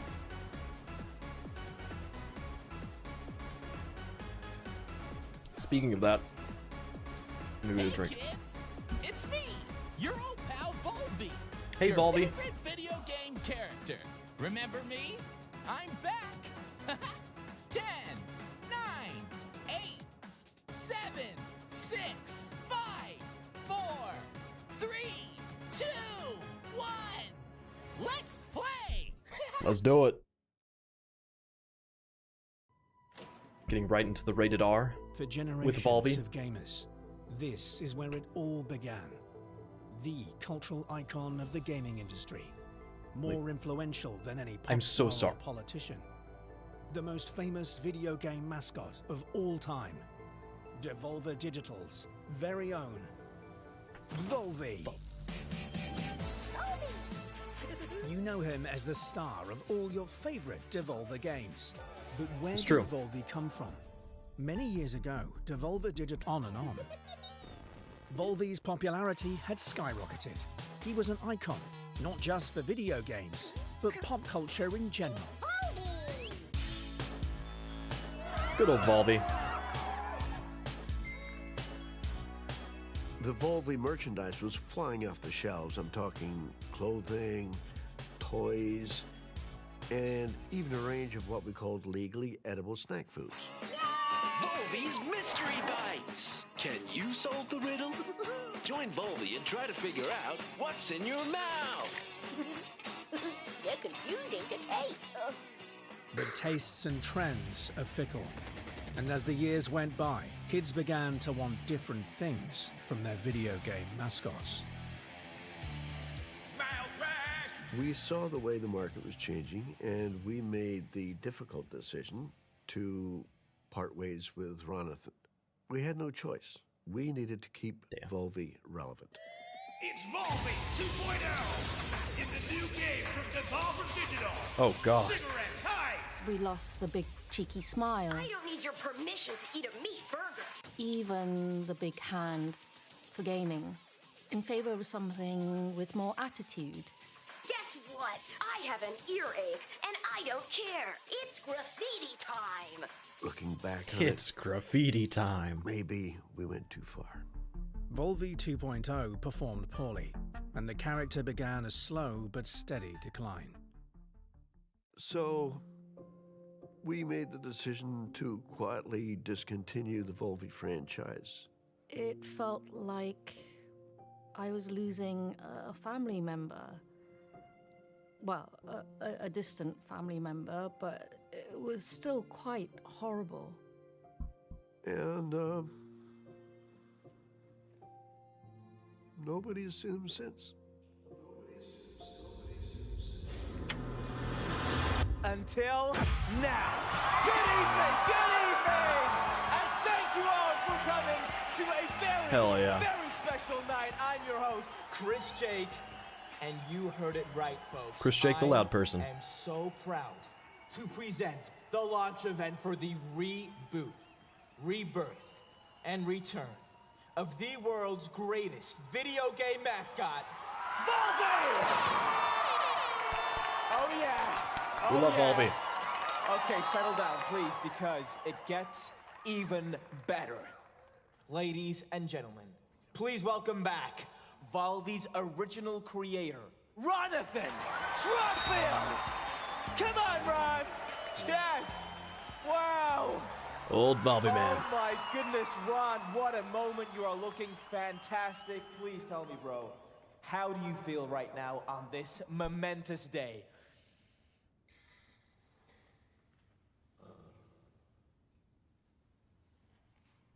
Very nice. Very nice. Oh, wow, that is beautiful. That is amazing. And I, for one, cannot Yes, wait to see it what is still you going. and the team Right at now we're on the Devolver have come up Devolver with. Direct, So, though. What do you say? We just got through an hour long of the Day of the Devs. Ladies Super and fucking gentlemen, boring. without further ado, may I Yes, this present is to you Devolver. the new and improved Volve E! Wow.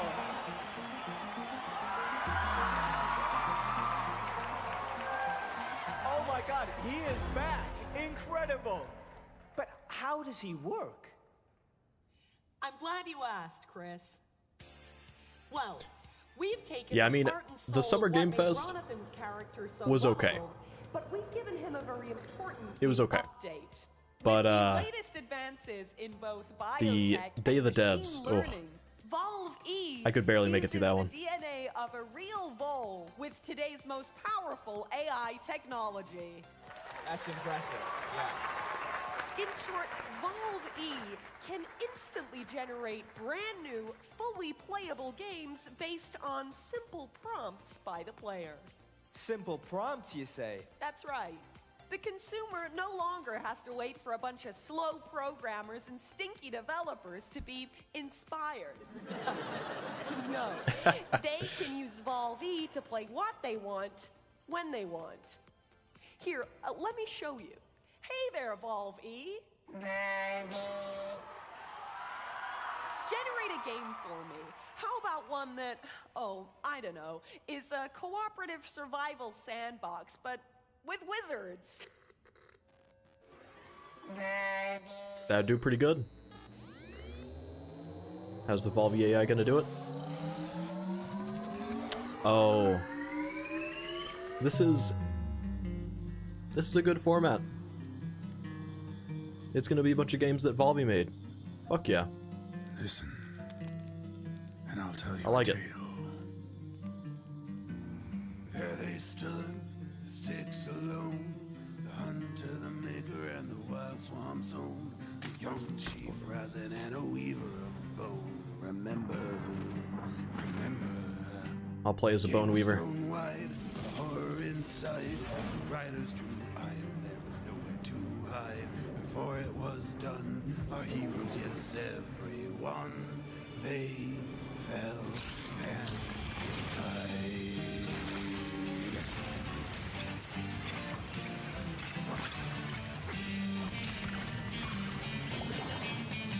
I want to see like actual gameplay though.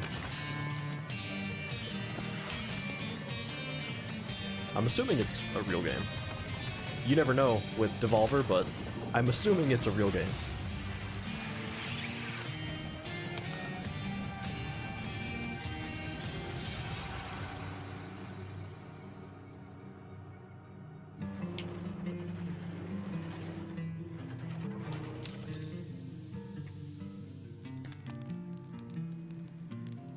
It's up to you now, kid.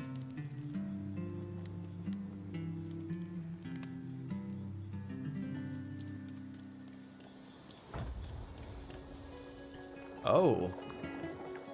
It's very, Don't Starve.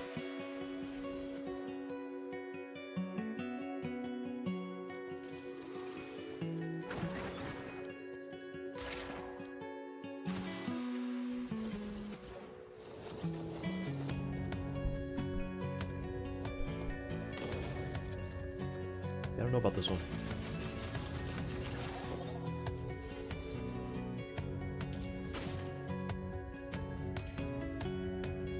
I feel like this could be cool.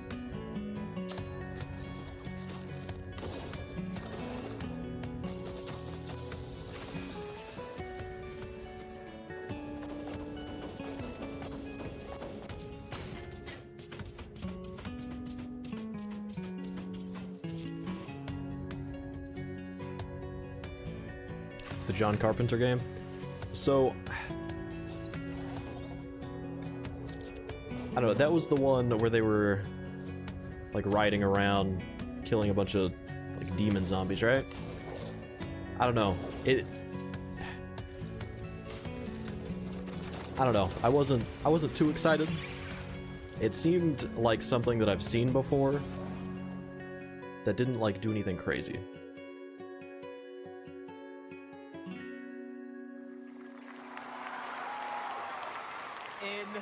Incredible. So wait a minute. Are you saying that game was entirely generated by Valve E? No one had to spend any time or effort. Yeah, I mean making that it? one was okay. There was no real It looked creative like it process could be at all. interesting, Just but Valve E I don't know. And his wonderful machine learning.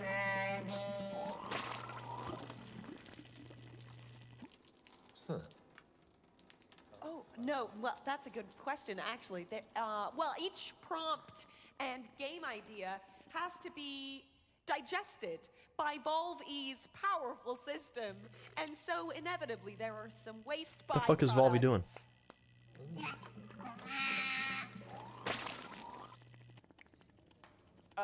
So back to the game. Yeah, same. Also my reaction. Say that anyone can give Valve a prompt? Even, I don't know, me? Him. Sure, Chris. See for yourself. Oh, okay. I'm nervous now. What's it gonna be? Hi, Valve. Chris J. Chris J. here. I'm a huge fan of the Talos principle, so I'd like to see something like that. The Talos with principle. New puzzles, a grander story, and big, beautiful worlds to roam around. Oh, and I'd like to see that gameplay right about Now.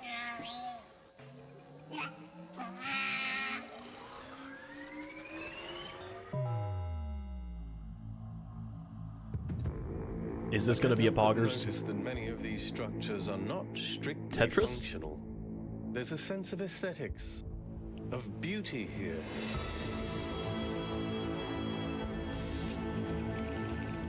This place might be meant to test us, but perhaps there's more to it than that. What are we being tested for? The fuck is this? Our worth? Curiosity? Our persistence?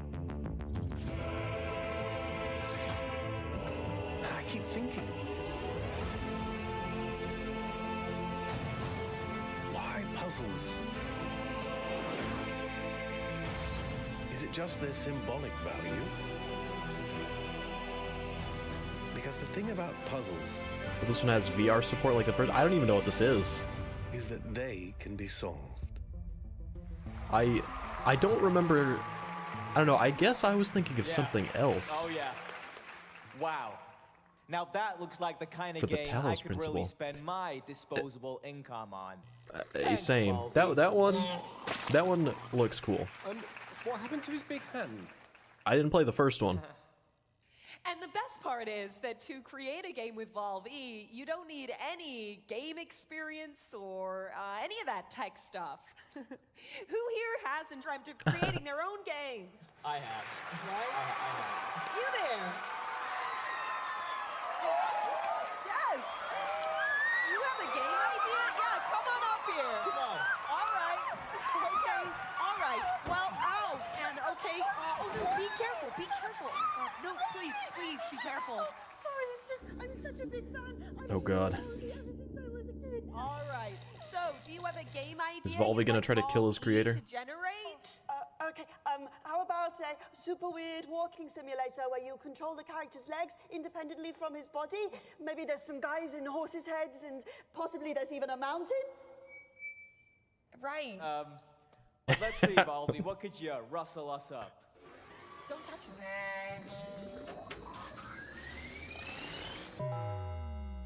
Alright, can't wait to see these horses' heads. Nate! Nate! Nate, buddy, family meeting, let's go. Are you bringing him food again? Not We right now. talked about this. Not right now. You are okay? literally killing him with these pizzas. You just want to throw him out on the street. No, Is that what you I, want? no, he's 35. I want him to have. Oh shit, Nate's 35. Nate, if you can hear my voice, I want you to come up here. We're having a family meeting.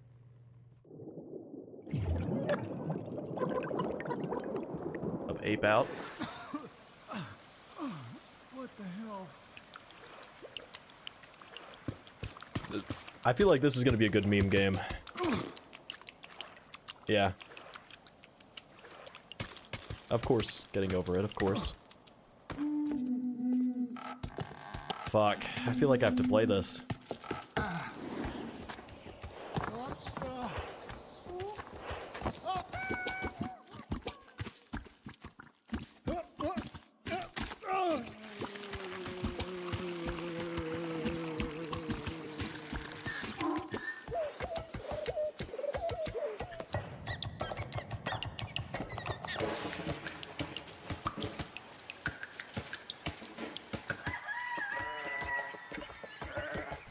I like that we're adding to the song with each area that he goes through.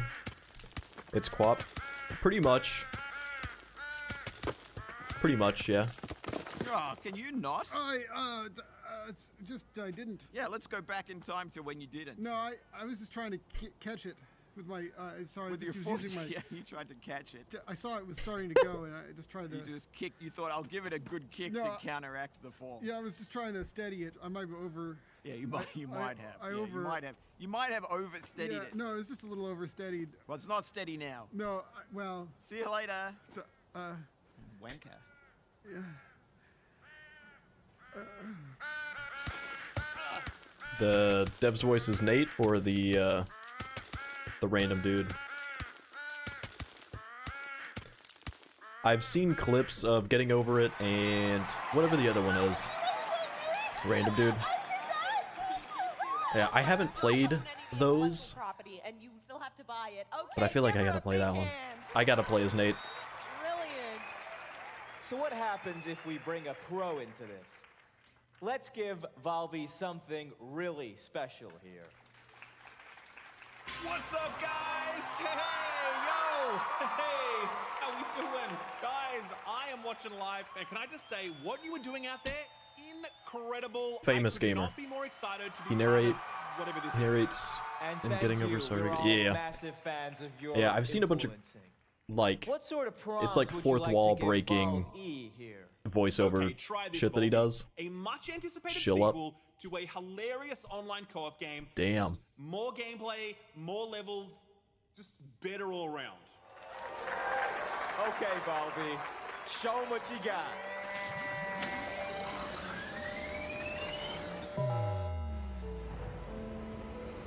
All right, what is this?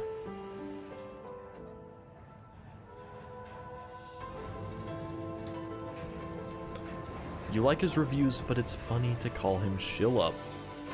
Damn. Is it Human Fall Flat too?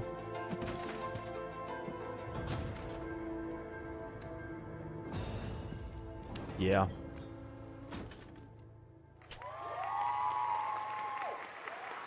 Human Fall Flat. Oh boy. I know Oh I'd boy. love to get my hands on a copy of that. Who wouldn't, right? Yeah, come on. We all would. Ladies and We all would. gentlemen, now that you have all met the new and improved Valve E, it's time for him to meet with you. First one was as Curve. we connect him to Devolver's global network of gamers. Yeah, that's right. Come on. Yeah, I don't know. I haven't. I like briefly played the first one a long time ago, Wow. but it's been a while. That is generous. Here we go! Let's go. Yo, chat.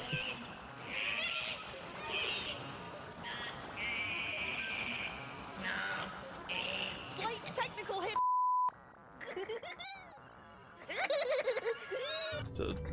It's a Valve inscription game.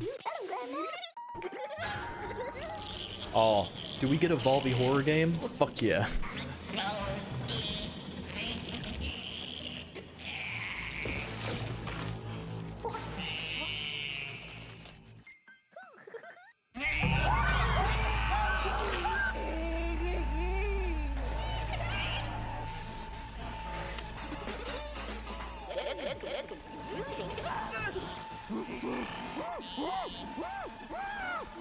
What are we doing?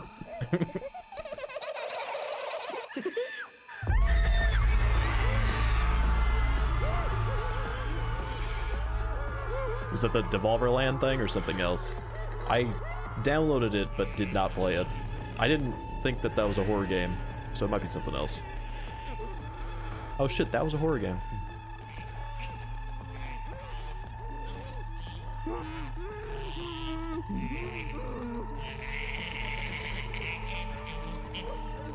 Yeah, I was gonna do that for last year's E3, not E3 shit, but I did not end up doing it.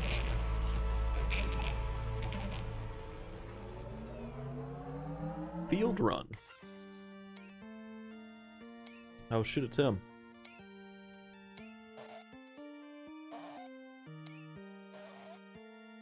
Damn, not Valve.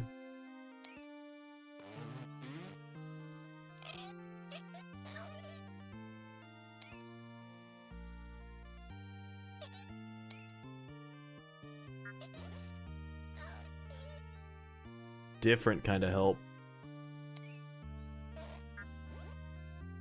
Cut off his leg? Okay. Oh, with the rock. Beat him with the rock.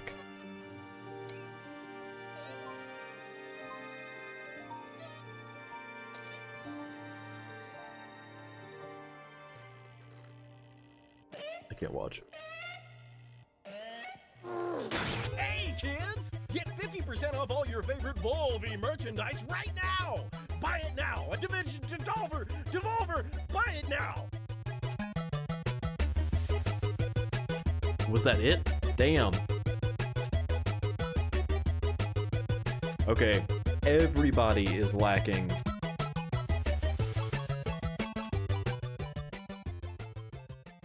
All of these. Yeah, okay. All of these shows today were kind of shit. Like, Summer Game Fest was very mid. It was okay, probably low mid. Damn. I was expecting so much more from Devolver. It was still decent, but there was what, like 3 games maybe? It was not that much.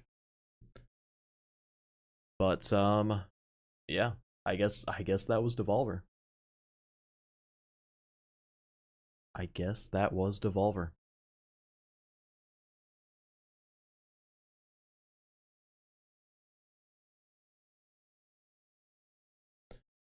So, was there really that much? So, Prince of Persia, we had. Maybe we'll do it. Maybe we won't. I don't know. We'll go over to this. Since we are sitting here done with Summer Games Fest for today. So, Prince of Persia, maybe. PoE 2, maybe. I don't know. It's probably going to be one that I play, like, just on the side, not for videos or anything, kind of like how Diablo has been. Fucking Sonic Superstars, ugh, I'll probably, I don't know. That one's also a maybe.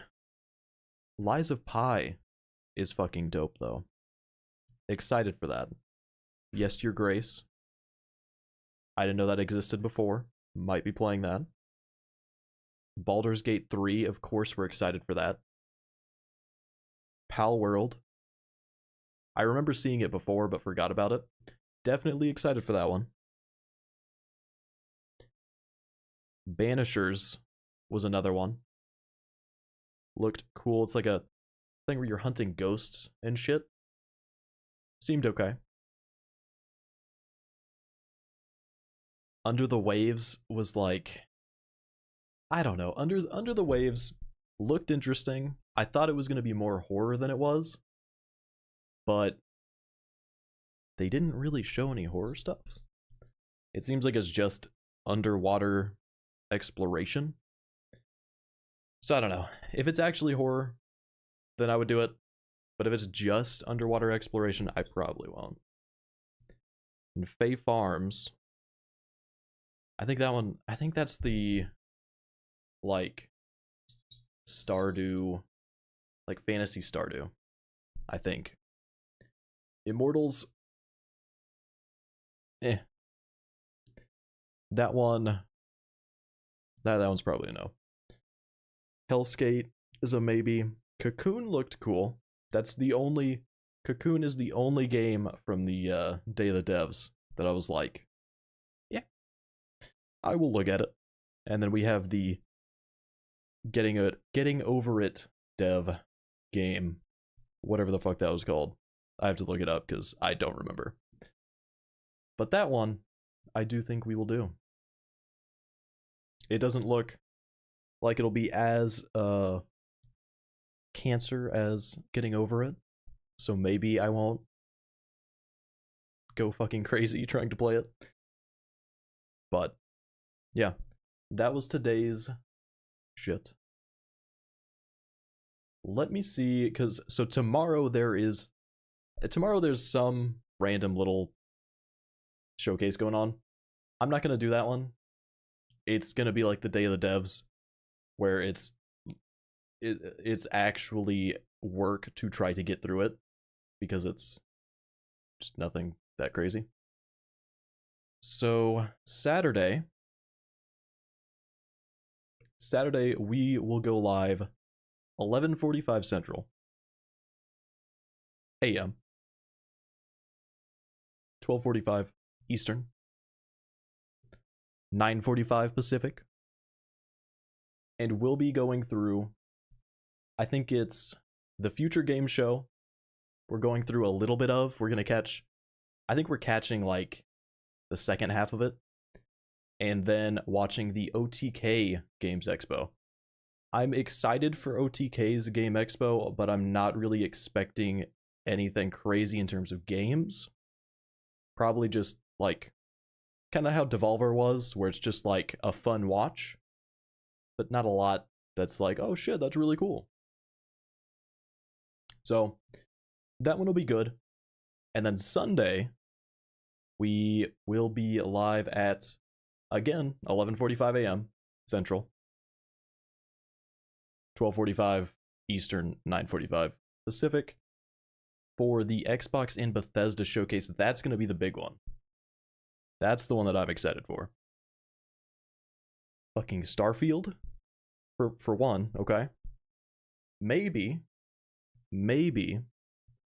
like Fallout 3 Remastered or a Fallout Remastered Collection. Either of those, I will fucking love. I just want Fallout 3 Remastered. Gears Remastered Collection, maybe. And then either a Fable Collection or just the new Fable. Which, I'm good with whatever they want to do with that. That one on Sunday is going to be big. That is what I'm excited for. But yeah.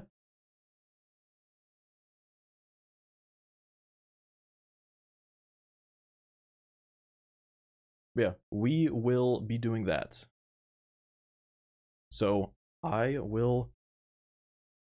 going to kind of go through all these games and try to figure out which ones I'm probably going to do. I've got a list made that I'm just kind of writing notes down. I was hoping we would see Tarkov's Arena, like a little thing for that. I feel like Battlestate did something with Summer Game Fest last year. Maybe. I was hoping they would do it again, but they did not. But yeah, that was an interesting little stream there. So I will see you guys Saturday for the OTK Games Expo. It'll be entertaining. Probably not a lot of crazy game announcements or anything, but then Sunday, Xbox. I am ready for that shit. I will see you guys on Saturday.